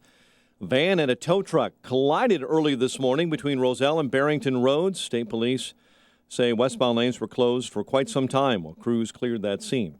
Illinois Democrats approved a $3.9 billion bill to fund colleges and some social service programs. While the state operates without a budget, their plan is expected to be rejected by Republican Governor Bruce Rauner. A special task force is calling for accountability within the Chicago Police Department as that department grapples with accusations of racism and use of excessive force. It is essential that the police department take responsibility for the way in which it's policed and the way in which it has, in many instances, alienated people of color, particularly African Americans in this city. Chairwoman Lori Lightfoot, longtime Chicago police officer Eddie Johnson has been sworn in as the city's new police chief. An effort is underway to bump up security around Wrigley Field. Mayor Emanuel agrees to a plan to widen sidewalks along Addison and install concrete barriers. It's seen as a compromise with the Cubs. Chicago sports, David Backus's goal at 9:04 in overtime was a St. Louis Blues winner over the Blackhawks in Game 1 of their set, 1-0 at the Scottrade Center. Cubs over Cincinnati, 9-2. Sox beat Minnesota 3-0. NBA, Bulls over Philadelphia, 115-105. The news service of Hum by Verizon. Hum by Verizon, the technology designed to make your cars smarter, safer, and more connected. It's easy. Just plug it in, and you'll get vehicle diagnostics, emergency assistance, and pinpoint roadside assistance. Get some peace of mind and a smarter, safer, more connected car. Visit hum.com now. 8:03, time for the AM 560 Business Beat. It is a service of Turnkey.pro. And from the Fox Business Network, here's Jenny Casola. From the Fox Business Network, Bank of America is reporting a weaker winter quarter. Among the reasons, bond and stock trading declined. The company was also dealing with lower prices for oil and commodities, worries about China's economy, and the uncertain direction of interest rates. Unilever, the British-Dutch company, which makes everything from Dove soap to Ben & Jerry's ice cream, says its sales were up in the recent quarter. It was able to raise prices. Unilever was dealing with the higher dollar, though, which makes it more expensive to do business. Staples is being cited by the Environmental Protection Agency for going green. Staples is receiving the Sustained Excellence Award for leadership in protecting the environment. And Pier 1 is focusing more on selling to you online, but that's cutting into business at its stores. The home goods chain reported a sharply lower profit for its recent quarter. The Dow closed up 187 points yesterday. With the Fox Business Report, I'm Ginny Cosola. It's 8:05 and a check of traffic and weather on the way next on AM 560.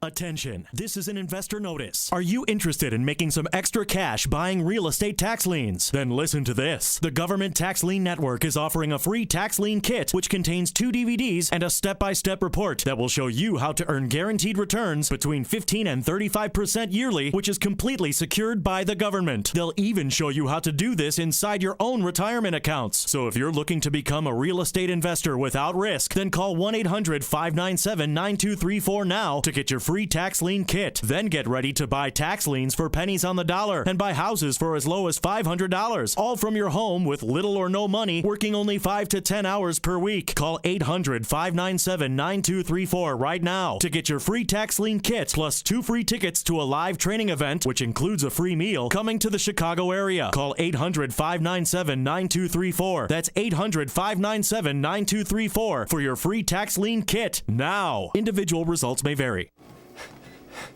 Mike Rowe here for 1 hour. Today, Chuck is jogging in place to make a point about energy efficiency. I thought I was training for a marathon. He's been at it now for... 3 minutes. And already he's wearing out. I'm not. Your heating and air conditioning systems are a lot like Chuck. Warm yet somehow cool? Wheezing, wasting energy, and probably headed for replacement. You're talking about the air systems, right? Sure, pal. Sure. Call 1 hour before it's too late. Can you do the disclaimer for me? Each independent franchise is licensed in its respective state or county. Thanks. So, Dave, would you say your lawn is army green or hunter green? I'd say more shamrock green. Wow, greenest green I've ever seen. Thanks to new Ironite from Pennington. It's loaded with iron and turned my yellow lawn to green. Fast. It's a green machine. I'm jealous, but that means more mowing. No way. Ironite greens without the growth surge other fertilizers cause, so I relax and enjoy the green. Well, I'm turning green with envy. Better to turn green with Ironite. New Ironite from Pennington. Turn your yellow lawn greener than green without extra mowing. Uber is an app that helps you make extra money just for driving your car. And because it's totally flexible, you don't have to quit your day job to make more money, because you can drive and earn whenever you want. There are 3 simple steps to start making money. First, sign up for free on your phone. Second, answer a few questions and get approved. And third, start driving. So, what are you waiting for? Sign up today at drivewithuber.com. That's drivewithuber.com. 8:07 in our Guardian Security Services Traffic Center. Here's Jim Talamonte. Thanks, Mike. The inbound Edens, just 22 minutes. Lake Cook to Montrose, and outbound 24. The Kennedy, 38 minutes. O'Hare to downtown, outbound 50. The Eisenhower is an hour and 20 minutes from Thorndale to downtown, an hour 5 from Manheim. Outbound 57 minutes to Thorndale. Stevenson, an hour and 8 minutes, 3:55 to Lakeshore Drive, outbound 47 minutes. To Ryan, 30 minutes, 95th to the Loop. Tri-state delays are northbound from around 95th to the Mile Long Bridge. Then it is slow from the Stevenson to 31st, and from the Reagan Tollway to Grand Avenue. Southbound, it's a bit slow from 120 to 137.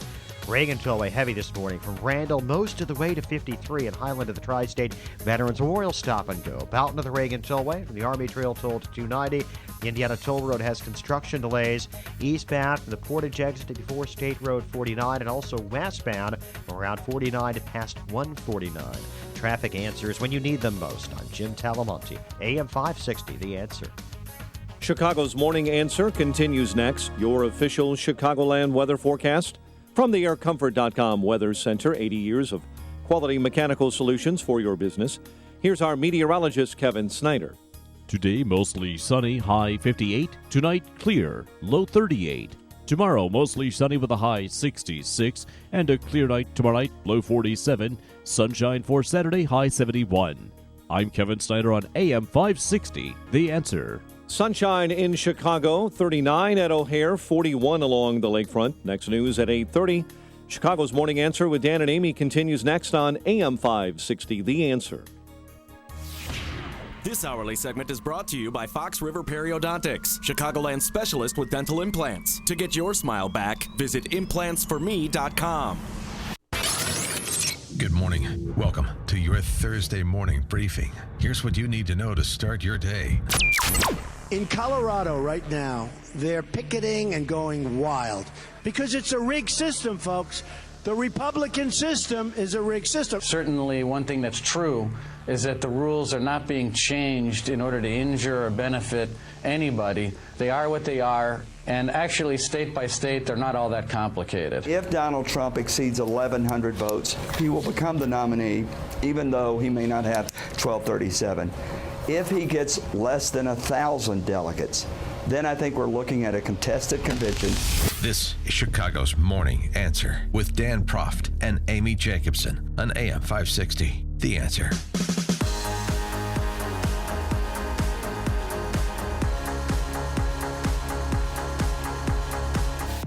Good morning, Dan and Amy. So, big story is that report on the Chicago Police Department that was commissioned by Tiny Dancer. He put together this star chamber of leftists like Deval Patrick, former Massachusetts governor, and Lori Lightfoot. Yeah, his friends. Yeah. His buddies. So, like, come on, buddies, we're going to investigate this. And they're not friends of the Chicago Police Department, not after the report that was issued yesterday that says, doesn't suggest, it says, Chicago police have no regard for the sanctity of life when it comes to people of color. That's a pretty big statement about 12,000 Chicago police officers, almost half of whom are black or Latino. Wonder how that is going to impact the job being done by Chicago police. It's about a 200-page report that says that there's racism, excessive force, a code of silence. Well, when they do things wrong, they cover up for each other. I mean, it's a scathing report. Let's get reaction, and not only in terms of the conclusions drawn by Tiny Dancer Star Chamber, but the impact this report will have on the safety in the streets of Chicago. It's from Dean Angelo Sr., who is the Fraternal Order of Police Lodge 7 president in Chicago. Dean, thanks again for joining us. Always appreciate it. You're welcome. Good morning. Good morning. So your reaction to the conclusions offered in that report? Well, it's difficult to find a place to start, but specifically the issues that they mentioned concerning our collective bargaining agreement, I think they completely missed their mark unless that was their intention.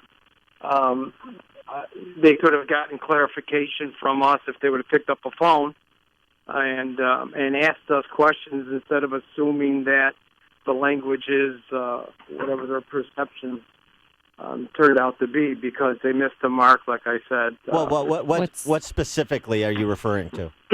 Well, they mentioned that there's no statements given by anybody involved in an incident at a police shooting for 24 hours. It's just not true.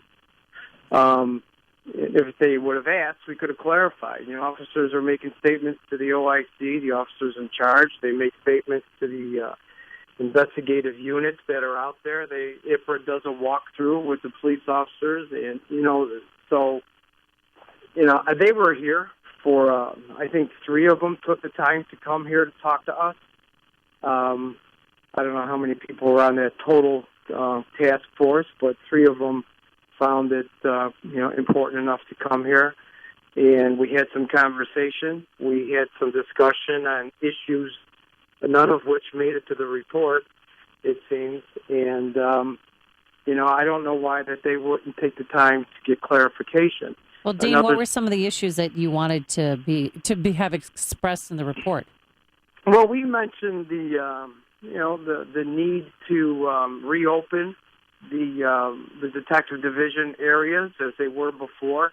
We didn't see that it made any sense to go from 6 detective areas, down to 3 when you have people transported to give statements or view lineups from Belmont and Western, and you have to go out on the Congress Parkway to pick them up on the far west side of the city when they used to go to Grand and Central. So how do you get a victim or a witness to take 6 hours out of their day?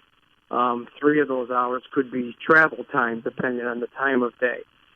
So, we just thought that was one thing that they could look at about improving, not only the presence of the investigative units, but also having the convenience of people participating in the prosecution of the arrestees. So, we look at our clear-up rate, and you want to get people to comply with the process, and so you have to try to make it convenient for them. Well, so there are process issues and efficiency issues. Those are legitimate points of discussion.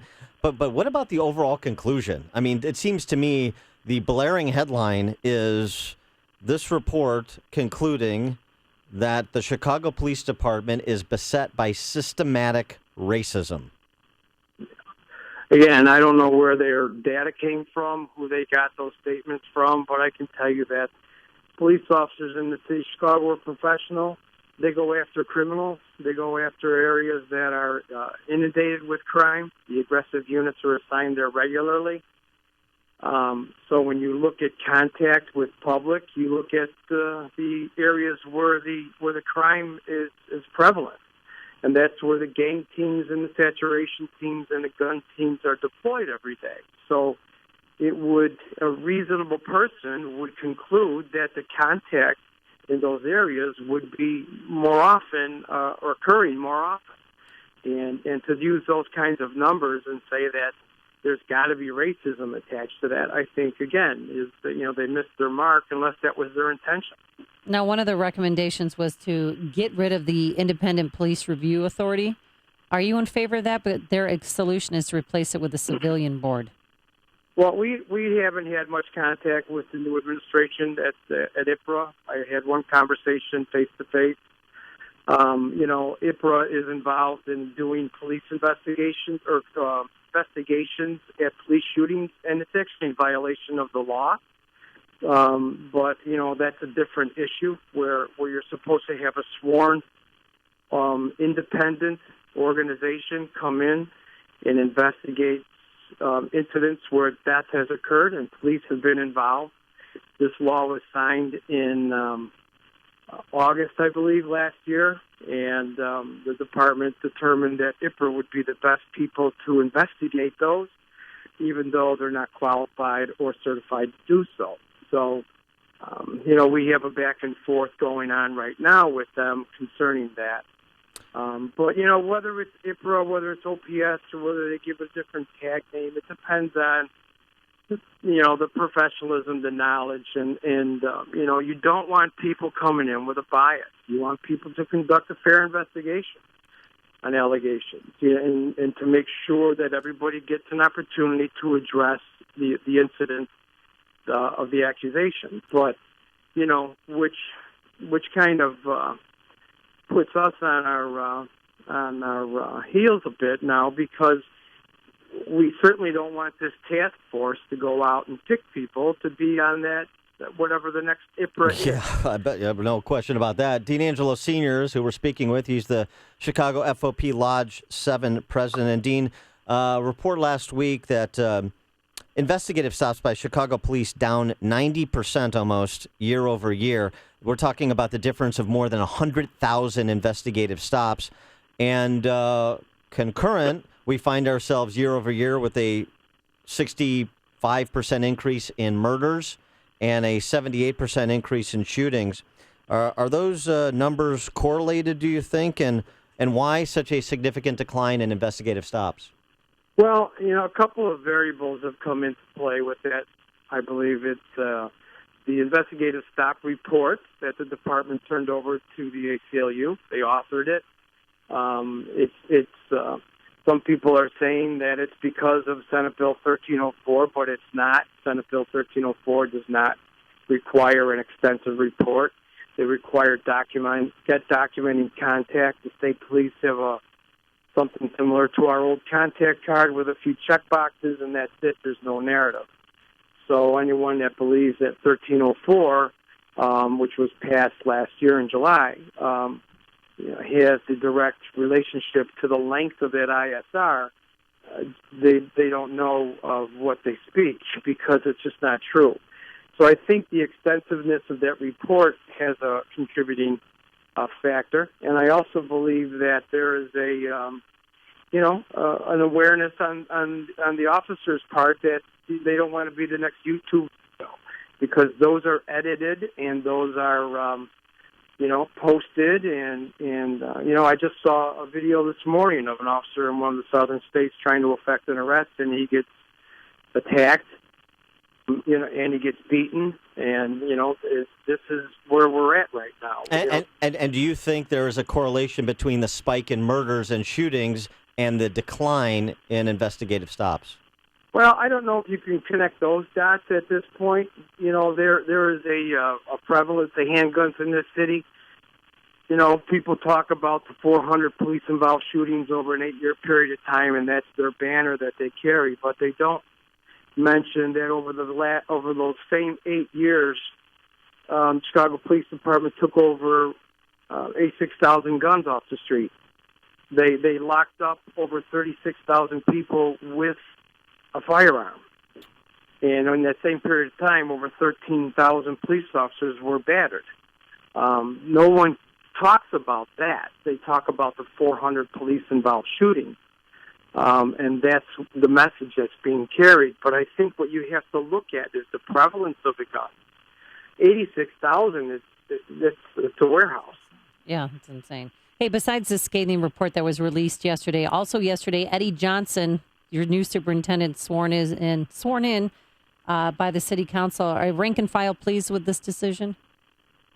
You know, I haven't heard a lot of negatives about the new boss, and for somebody that's gone up the ranks in any job in leadership, you know, you have the opportunity to remove some people from position and transfer some people out, and also to discipline other individuals. But so you don't really get a clean slate of support going up the ranks. You're going to have your detractors. And to be honest, I haven't heard a lot of negativity where no one's calling up and said, oh, my gosh, how could they pick that guy? You know, it's been pretty positive. We have yet to sit down with them face-to-face. Hopefully that happens soon. We're both a little bit busy at this time, but I'm sure that'll happen shortly. What do you think this report is going to have? How is this report going to impact how police do their jobs? Well, you know, I mentioned to somebody else yesterday that the superintendent's been out there nonstop since he got placed interim. You know, he's trying to build morale. He's going to the units. He's talking to the roll calls. And he had some pretty good press coming out of those roll calls from our officers. And I think that now he's got to go back and address this, right when he was getting some momentum and trying to encourage the people that, hey, I'm going to wear a camera, or I'm going to be here for you, or I'm going to, you know, I worked in this district, or I worked in that unit, just like you are now. So he built some bridges, and he started a positive spin on his administration, and now this comes out. So, you know, and again, you know, the bias of this report is so obvious when they introduce narratives and names and statements of individual officers, and they put them out there like this is the opening statement of your task force. It's incredible that they would think that was a good idea. He is Dean Angelo, Sr., President of the Chicago Fraternal Order of Police, Lodge 7. Dean, thanks again for joining us. Appreciate it. You're welcome. And he joined us on our turnkey.pro answer line. Hear about the big stories of the day, then talk about them right here on Chicago's Morning Answer on AM 560. The Answer. Coming up next, the real reason why Denny Hastert's recliner ended up in the boys' shower. You're going to love it. But first, here's your forecast. Plenty of sunshine right now, no clouds, a high of 60, and a string of just gorgeous days. Tomorrow, sunny, 66 for a high, and over the weekend, we're going to hit the mid-70s. Any travel time delays on the roadways? Here's Jim Telemonte. Well, Amy, it could be worse, that's for sure. The Edens is just 21 minutes from Lake Cook to Montrose, and outbound 27. The Kennedy, 40 minutes, O'Hare to downtown. 27 from Montrose, 18 in the Express. Outbound 30 minutes to Montrose, 50 to the airport. Eisenhower's an hour and 10 minutes. Thorndale to downtown, 55 minutes from Manheim. Outbound, it's 57 to Thorndale. Stevenson is an hour and 2 minutes, 3:55 to Lakeshore Drive. Outbound 47 minutes. Ryan, 32 minutes, 95th to downtown. Lakeshore Drive, slow but not too bad from Wilson to Fullerton, and 18th to the Stevenson. Northbound from the Stevenson to Jackson. Southbound Tri-State heavy 120 to 137. Northbound stop and go LaGrange Road to 31st, then from the Reagan Tollway to Grand Avenue. Adams Tollway slow Bartlett to 53, and westbound from Higgins to 59. Reagan Tollway still heavy, but it's improving. The delays are from 31 to Eola, Raymond to Naperville Road, and 22nd to the Tri-State. I'm Jim Talamonte in the Guardian Security Services Traffic Center. Hi, Barry Sterner, founder of your #1 home mortgage lender, Townstone Financial. I continue to get calls and emails from homeowners whose interest rates are above 4%. Please do yourself a favor. Take 1 minute. Dial 312-896-2111 or go to townstone.com and let us give you some no closing cost refinance options today. No closing costs means no hidden costs. I guarantee it, and I own the company. Remember, you don't have to restart your mortgage at 30 years or 15. We can customize the payback period. Also, if your home is worth less than what you owe, we still still have the government HARP program, which will allow you to refinance and save money. And anyone who has an FHA mortgage or one with private mortgage insurance definitely needs to call me now so we can lower your monthly mortgage payments due to the recent increase in home values. The call is free and so is my time, so dial 312-896-2111. That's 312-896-2111, or go to townstone.com. That's TOWNSTONE.com. Townstone Financial is an Illinois mortgage licensee 6629 and MLS 136639, equal housing lender. The big DuPage County Home Remodeling Expo, a free home show that's open to the public, is coming to the Odeum Expo Center April 23rd and 24th. If you're looking to remodel your kitchen, bathroom, basement, or maybe get a new roof, flooring, windows, or siding, then this is the event for you. At this two-day expo, you'll meet local and national contractors displaying their products and services. Get new ideas, set up estimates, and talk directly with contractors, many of which are offering huge discounts. Maybe you need a new furnace, state-of-the-art generator, or just a handyman. You'll find everything you need under one roof. Increase the value of your home and bring your friends and family. Special announcement! Attend this free home show and get a free gift at the door. You heard it right. That's a free gift at the door. Remember, the DuPage County Home Remodeling Expo, April 23rd and 24th at the Odeum Expo Center in Villa Park. For more information, please visit homeshowevent.com. AM 560, The Answer. Dan and Amy. So, what are their names? What, Ted Cruz's daughters. What are their names? Peyton and Eli?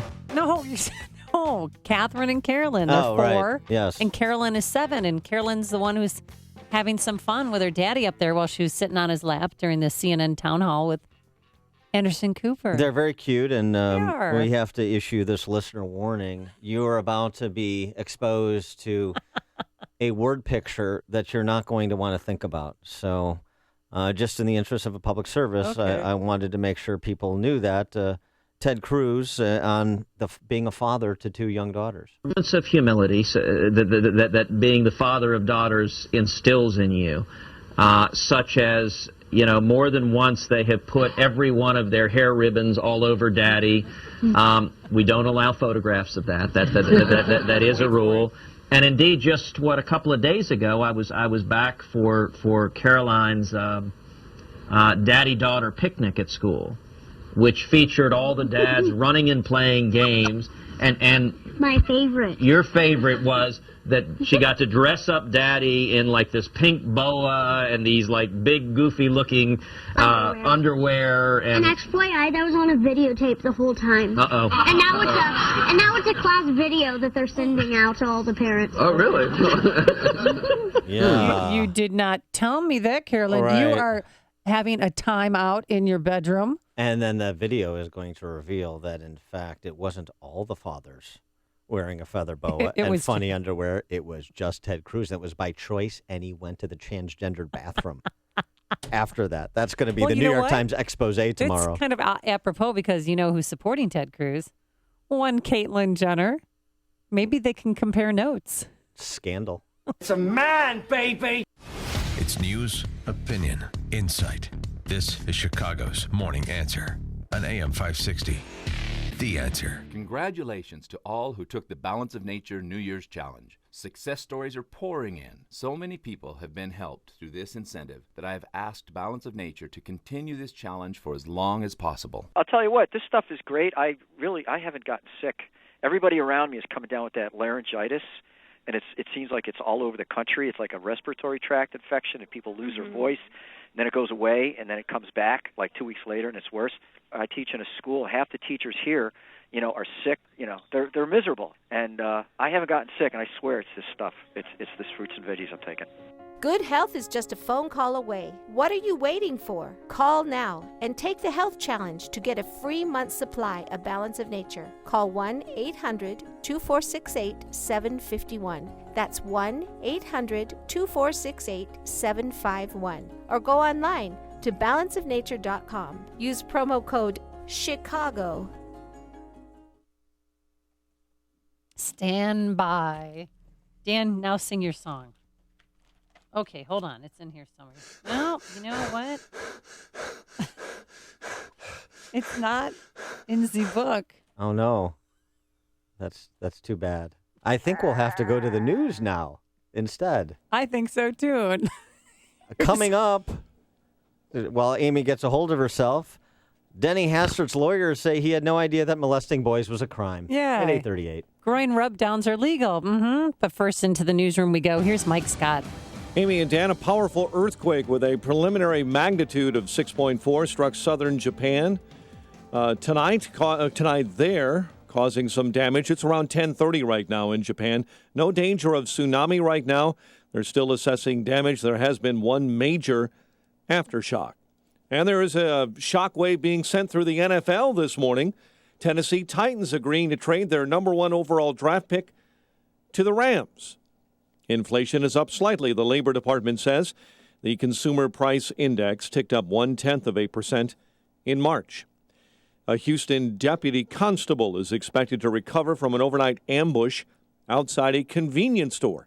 Police say the officer was shot 6 times in the back and side by a suspect who approached him from behind while he was leaning into his patrol car. The United States says American ships are now conducting joint patrols with the Philippines in the South China Sea.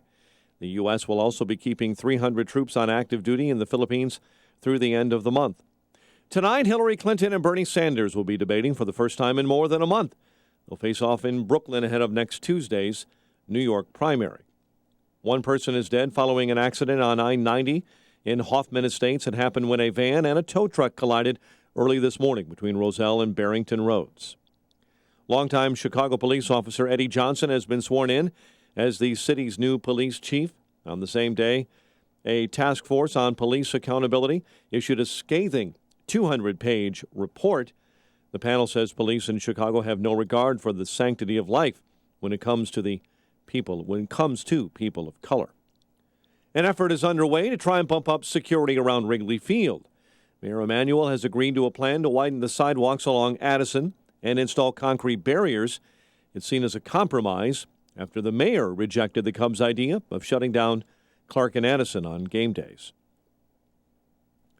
Chicago sports. St. Louis takes game 1 of their NHL playoff set with the Blackhawks, 1-0 in overtime. Cubs over Cincinnati 9-2. White Sox blanked the Twins. And in the NBA last night, the Bulls closed the season with a win over Philadelphia, 115-105. The news service of the Department of Homeland or Health and Human Services. April is National Donate Life Month. A great time to learn about organ, eye, and tissue donation. You can get the facts and sign up today online. And be sure to tell your family so they can support your wishes. Go to organdonor.gov. 8:33 is our time. A check of traffic and weather on the way next on AM 560. Mike Gallagher is tired of the double standard with race. Thanks for the endorsement, Bill. Sorry, Hillary. I was running on CP time. Cautious politician time.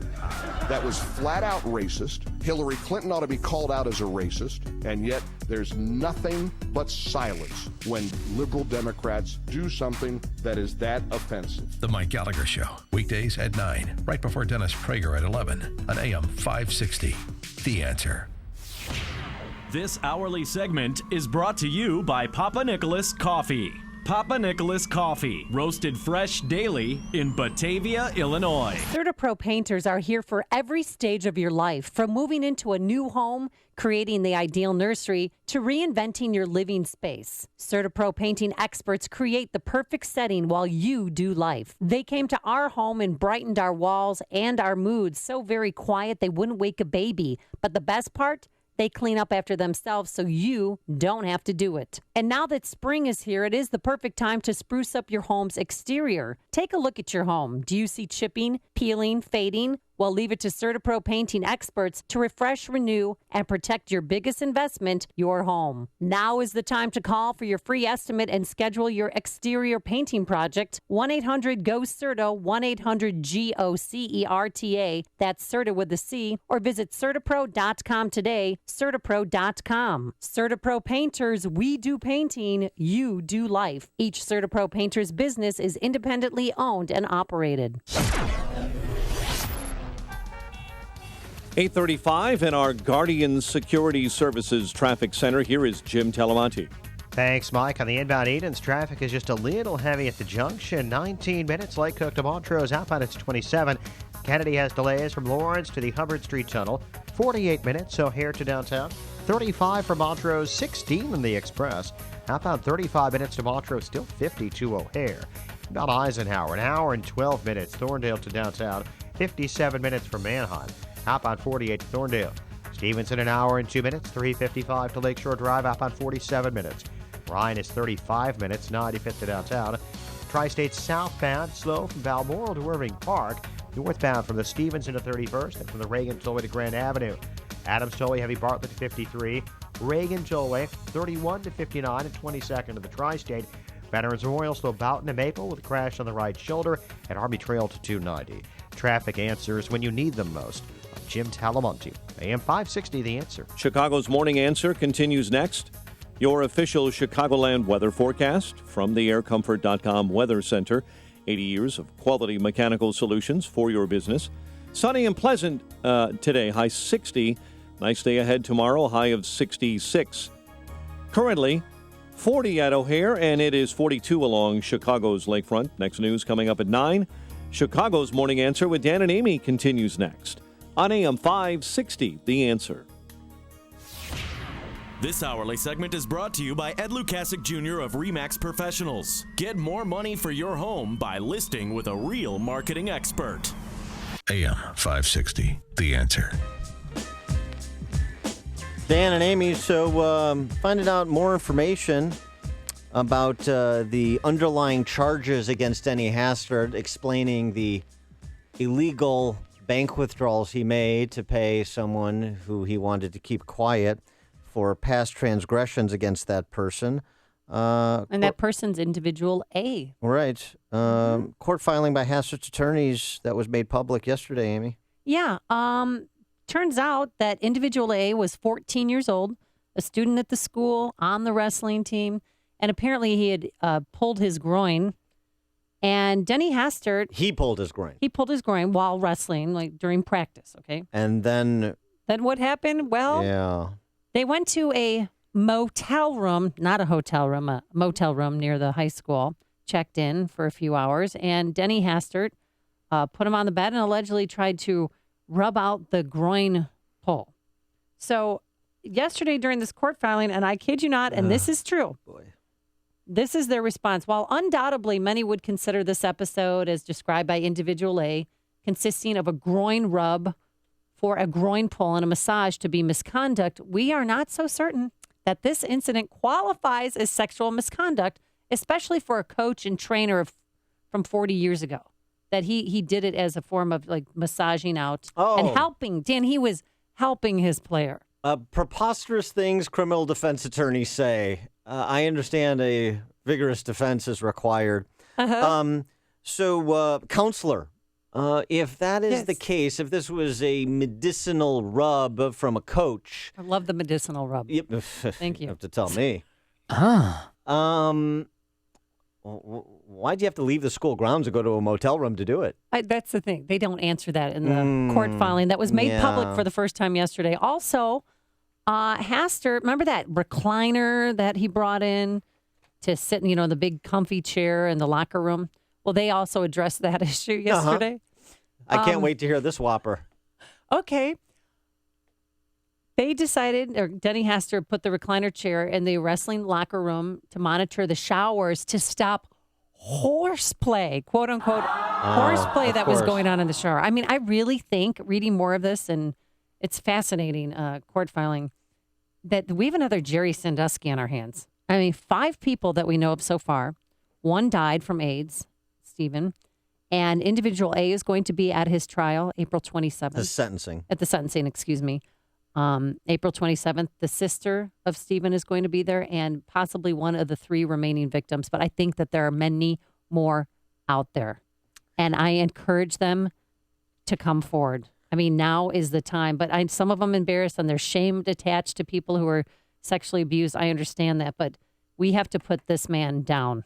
And the judge needs to know the truth. Did the defense attorney suggest that the interaction was just Denny Hastert and some of the wrestlers reenacting the scene from Vision Quest between Matthew Modine and Linda Fiorentino.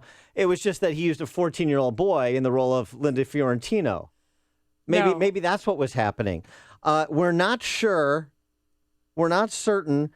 The incident qualifies as sexual misconduct, said Denny Hastert's attorneys. Yeah, I'm going to plead ignorance on this one, Coach. Coach. It happened 40 years ago. Coach is going to plead ignorance. So you're telling me that molesting one of my teenage wrestlers, that was wrong? Oh, well, you gotta give me the heads up on this stuff. I can't keep track of where the rules are. Give me a break. The 1970s is a different time, but if that was my son, really? Yeah, it was a different time. Well, here's as somebody who played sports for 4 years and had coaches, in our locker room, never monitoring the showers. If I had a coach who set up a recliner to watch us shower, are you kidding me? Well, I mean, why wouldn't you tell the athletic director, the principal, tell your parents? I mean, what the heck is going on around here? Well, it's just to prevent, guys in the shower rat-tailing one another and stuff. Sure, of course. Towel snapping, the towel. Yeah, of course. Sit back, take notes. I mean, what was he doing? Yeah. What are you writing down there, Denny? What's going on, Coach? Yeah. Why? Here's the question, though. Why is my singlet so small? Why, Coach Hastert? I understand you're monitoring us to prevent horseplay in the shower. Why do you keep throwing soap bars in here for us to pick up? Is that? I don't understand what's happening. Honestly. It's just. But Gil, a former U.S. attorney or federal prosecutor, Gil Sofer, he says that this will guarantee that Denny Hastert is probably going to get jail time. It may bolster Hastert's claim that he did feel him. That's a loud signal from a judge in advance of sentencing, and it's really a shot across the bow to the defense. Yeah, and he's going to go to jail, and he could go anywhere from 5 to 10 years. And Judge Durkin, I think he has to take what happened into account, even though he's not charged with a sex crime. But because of that sex crime, that's where the charge came from. Yeah, so this is the problem that Zach Farden has, the U.S. Attorney for the Northern District. You have to explain to me, U.S. Attorney Farden, how you are only seeking 6-month sentence for Denny Hastert, given what we understand to be true about this case. And the picture is getting very, very clear, as we anticipated it would. And the story is getting much, much worse, as we anticipated it would. And I'll tell you what Judge Durkin is thinking about. Do I want to be remembered? Do I want my entire career to be remembered as the guy who gave Denny Hastert probation or a light sentence, a slap on the wrist, as it were? Or do I want to be remembered as a guy who said, well, this just is not justice. I don't care what the defense is recommending. I don't care what the prosecution is recommending. I understand what the law provides, and I'm going to maximize what the law provides in terms of imposing penalty on this predator. Sean from Elmwood Park, you're on Chicago's Morning Answer. Number one, never slander Vision Quest, ever. Greatest movie ever out of the 80s. Yeah. Number two, listen, here's the thing. This is why I support frontier justice. And may this scumbag burn in hell next to the Kennedys for 1,000 years for what he did. So don't misunderstand what I'm saying. However, you are using a bad law of this guy taking money out. Let us never forget that. That's what this whole 6-month thing is about. And the only reason A is flipped is because he stopped getting his payment. So if he was really the victim, if he was really as courageous and as victimized, he would have came out long ago. No. That's not the reason. Because of the withdrawals. That's not how it happened. Yeah, No. he continued taking the money. It was the feds that stepped in when they noticed the unusual activity of large cash withdrawals by Hastert. There was never any. I understand. Yeah, right. So but what I'm saying to you is, you're taking a bad law of a man not having access to his money, the wonderful land speculator that this sick pervert was. So he can't touch his money, and that's how you found out about this. So my point is, if this guy was such the victim, if it was such an atrocity, why was he in hiding all of these years? Why didn't he have the courage to come out and say what he said? There's a stigma attached to it, Sean. Come on. Come on. Stigma. Oh, no, come on. So Yes, in the it's meantime, embarrassing. We get to use this law. In the meantime, we get to use this law to prevent people from getting their assets. Yes, See, that's what everyone's missing. No, nobody's missing that, and we've talked about that before. You can have an argument about the propriety of this structured withdrawal prohibition, this law, and the monitoring of people's transactions with their own money. I understand that. But that is separate and distinct. That is separate and distinct from using the tools that you have, knowing what you know, to impose the maximum penalty provided under the law as it exists. There's always the argument about changing the law prospectively, but there's a process to do that. But guys, also keep in mind, no. When the feds came knocking, he also lied to the feds. Yes, that's so right. That's a second charge. I mean, he's a liar. Prosecute him. You cannot use one law to vindicate your lack of success of catching the criminal. That's my problem with it. So use the law that he broke the law, allegedly, and then, first, I don't even think it should be a law that you can't get your money, and that's a problem. So that's the problem I have with it. Prosecute for what the crime is. And if you're the father and you're the uncle, go take the rap and get him out of the house and string him up and take the 20-year rap. But don't use bad law, so then it becomes a precedent to prosecute everybody who wants to get their money. That's the problem I have with it. All right. Thanks for the call, Sean. The other thing that, let's remember who Denny Hastert was. He was the third most powerful man in the free world for nearly a decade. The Mark Foley scandal. All of these things need to be re-examined in terms of the decision-making that Hastert affected while he was in the position as both a congressman as well as, of course, the Speaker of the House. But he portrayed himself as such a good Western, wholesome, Midwesterner, conservative family man. I don't care how he portrayed himself. Well, it's all a lie. The issue is go back and re-examine, just as you would find if you went back and you found someone was wrongly convicted, or you had a rogue prosecutor who was making up evidence and it was discovered in a raft of cases. You would go back and re-examine every single case. You have to go back and re-examine the decision-making that Hastert affected as Speaker. You have to do it, and starting with the Mark Foley sex scandal. And also, how this never came out. You rise to that level in this arena, in this day and age, and how no one ever seemingly knew about this other than the alleged victims. Mike in Oswego. Hi. How can they be so down on Hastert when he hasn't been accused, convicted, charged? Excuse me? He pled guilty. What do you mean here? He's pleading out. To the molestation? No. To the U.S. breaking U.S. banking laws and lying to the feds. He pled out. But the judge is considering that past now as part of his punishment, is he not? Yeah, because part of the sentencing process is individual A, who is receiving funds from him, is going to be speaking at a sentencing hearing. You have victim impact statements. You have character statements. If there's anybody that wants to testify to Hastert's statement, that's all taken into account in sentencing. So what's wrong with that? Well, he wasn't convicted of any crime other than the bank deal. Sounds like you're defending Denny Hastert. And so what? So why is the court considering what he allegedly has done to a child? Because not that I'm sticking up for him. Because it's connected to the charges for which he is pleading out. This is the basis. So you have to explain the motivation for the criminal act, right? What was the intent, the mens rea? Well, it was to conceal this. Well, what's this? This is what it is. We're finding out. That's the point. And people thought at first it was extortion, Mike. that he was being extorted, but it turns out that these allegations have some truth to it. And now I'm an old broken down piece of meat, and I'm alone. And I deserve to be all alone. I just don't want you to hate me. Listen to podcasts of Dan and Amy from the AM 560 mobile app. Download it today at 560theanswer.com/mobile. Plenty of sunshine today, a high of 60 degrees. Friday looks terrific. Sunshine, warmer, a high of 66. And get a load of this, little people out there. Saturday and Sunday is going to be spectacular. Sunshine both days, highs in the mid to upper 70s. Let's get the travel times. Here's Jim Telemonte. Tammy, well, inbound Kennedy is getting heavier now. 55 minutes, so here to downtown. Delays start at Lawrence. It's 42 minutes from Montrose, but just 14 in the express lanes. Outbound 50 minutes downtown to the airport. The Aidens is clear inbound. Outbound, still Foster to Toohey. 27 minutes, Montrose to Lake Cook. The Eisenhower, an hour and 25 minutes. Thorndale to downtown. It's a crash at Ashland. 2 right lanes are blocked. Outbound 48 minutes. Stevenson, an hour and 2 minutes. 3:55 to Lakeshore Drive. Outbound 47 minutes. Ryan, 35 minutes. 95 to downtown. Tollways are improving. Still slow on the northbound Veterans Memorial.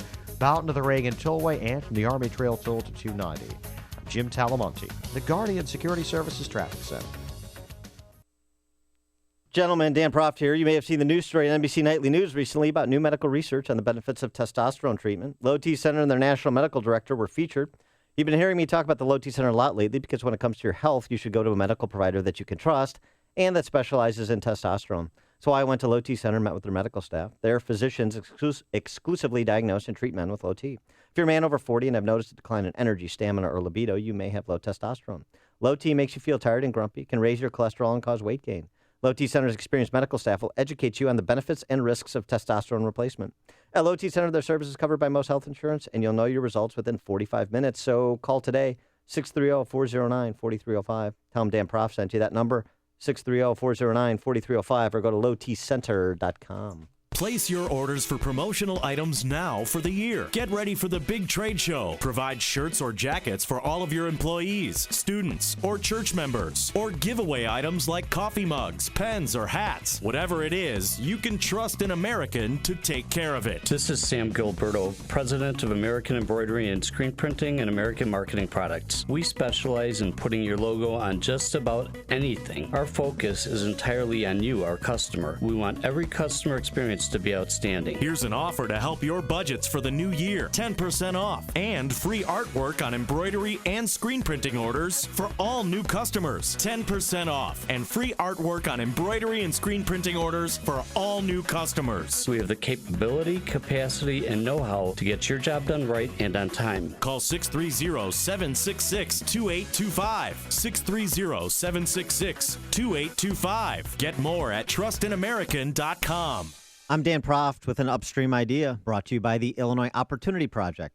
27 Illinois state employees, on average, receive total compensation 27% higher than their private sector counterparts. State employees made nearly $4,000 more in wages and $13,000 in benefits than private sector employees. More than half of state workers will retire before the age of 60 with a guaranteed state pension. The state is in a financial death spiral with ground impact imminent. So keep this in mind as Governor Bruce Rauner breaks off contract talks with AFSCME, the state's largest public sector union. AFSCME has been unwilling to give on its demands for annual step increases of 3.8%, in addition to annual general wage increases. The lowball estimate of the cost of what AFSCME demands is $1.6 billion.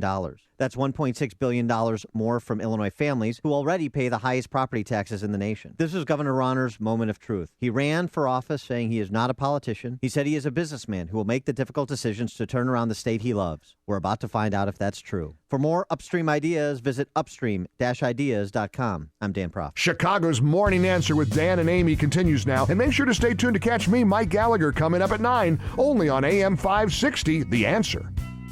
Dan and Amy talking about Denny Hastert. Text from 847. Why would someone with these skeletons in their closet ever run for public office? Sick and twisted in so many ways. And how did he get away with it for so long? Where were other coaches, other players, like essentially the player that did in Sandusky at the end of the day? Well, That's and then shocking. I got a text message too saying, Amy, the reason why they put that in the complaint is they are alluding to the fact that he may have been extorted. So by saying and alluding to the fact that the groin rub down was acceptable because that's what you did between a coach and a student, that way they're going to try and make it look as if individual A was extorting him. Nice try. Don't think it's going to work. Yeah. Why the motel room? Yeah. If that was true, you just go to the... Again, I understand what a criminal defense high attorney school. has to do. A vigorous defense of their client. Ridiculous. Chris on the Ike, you're on Chicago's Morning Answer. Hey, guys. Thanks for everything this morning. How are you doing? Good. So, Dan and Amy, I want to tell you, there is a very simple reason about why Denny Hastert was never vetted.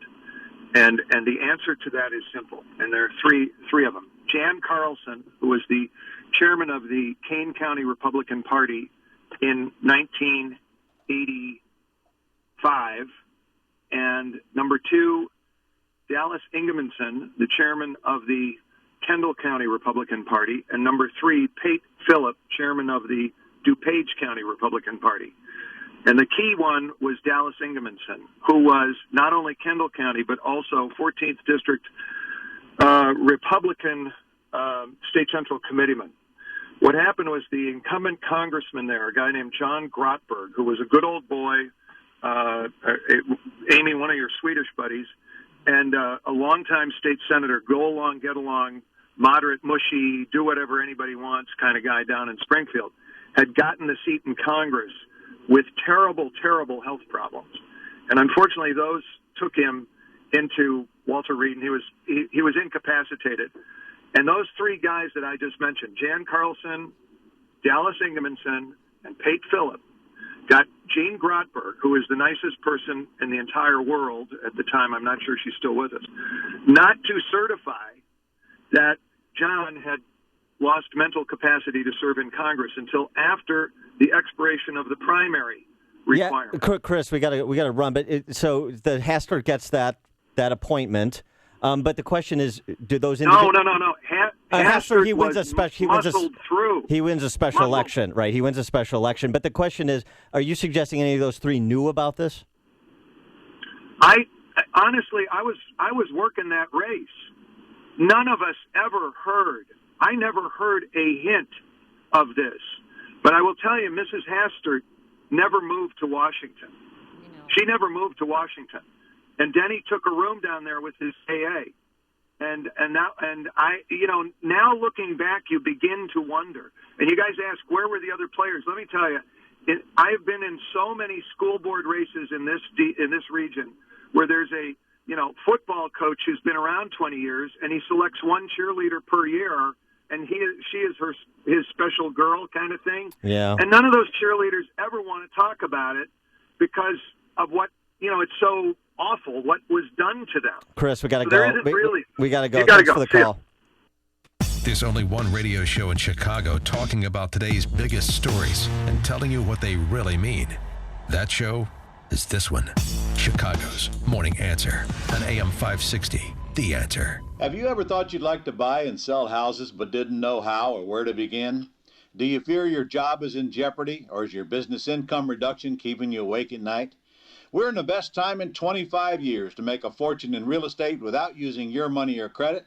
My name is Ron LeGrand, and I've taught 500,000 people to do just that and personally bought hundreds of houses myself. If you'll call 800-970-6156, 24 hours, and leave your information, I'll send you the first 500 callers my hot new CD, Foreclosure Fortunes, and my best-selling book to help you get started absolutely free.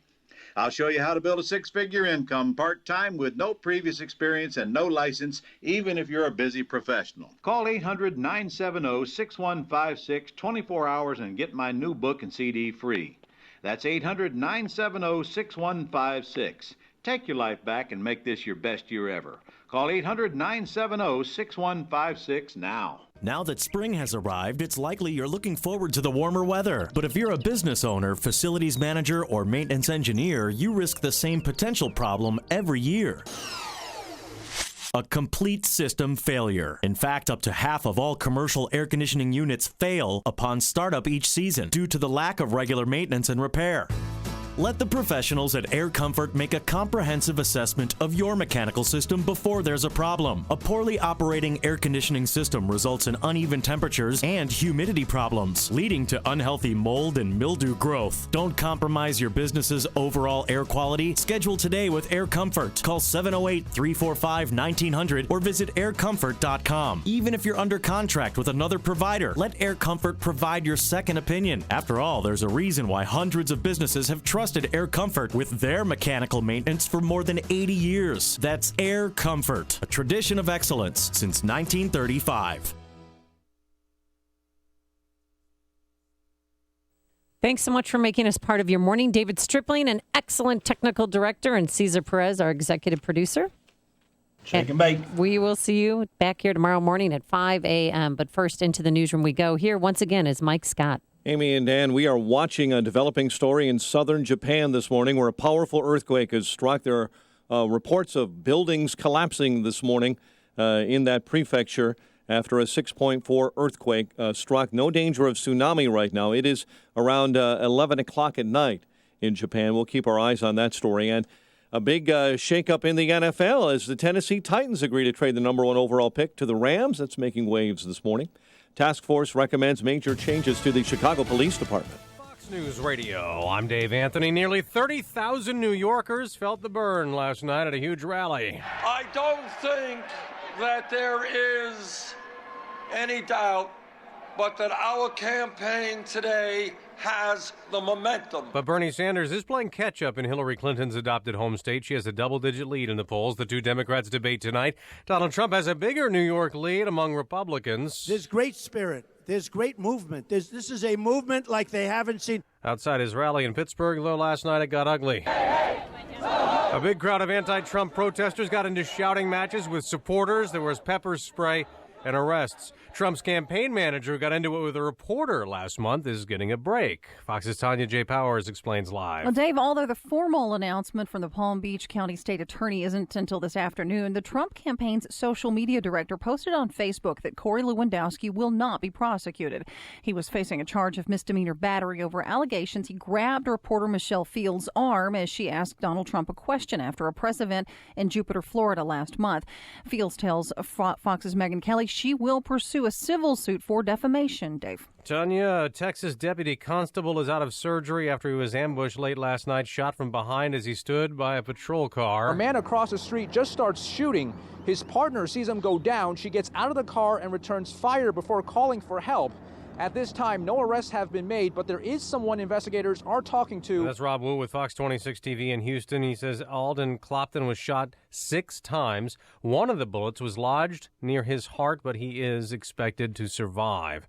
The U.S. says American ships will be conducting joint patrols with the Philippines in the South China Sea and also keeping nearly 300 troops in the Philippines through the end of the month amid increased tension with China. Fox News Radio, fair and balanced. Mostly sunny skies, 42 degrees at 9:02 on AM 560. The Answer. Good morning. I'm Mike Scott. A person is dead following a horrific accident. It happened on I-90 this morning near Hoffman Estates. State police tell us a van and a tow truck collided between Roselle and Barrington Roads. All westbound lanes were closed for quite some time while crews cleared that scene. Chicago's new police superintendent, Eddie Johnson, promising to leave the department in better shape than when he found it. AM 560's David Stewart follows up on Johnson being named superintendent yesterday. I say your name. Eddie Johnson. After his unanimous approval, Eddie Johnson told the city council he's dedicated to repairing the damage done over the years to the police department's reputation. I would do my best, my absolute best, to regain the trust and to resolve some of this violence that we have out here. Johnson's pledged to have officers act professionally and treat people with respect, something Mayor Emanuel welcomed. I want you to know, based on 50-0, we have your back. One of Johnson's first moves is to relocate detectives from the north side to the south and west sides where murders have spiked this year. David Stewart, Chicago. Illinois Democrats approve a $3.9 billion bill to fund colleges and various social service programs while the state operates without a budget. But their plan is expected to be rejected by Republican Governor Bruce Rauner. A recent filing by Dennis Hastert's lawyers offers some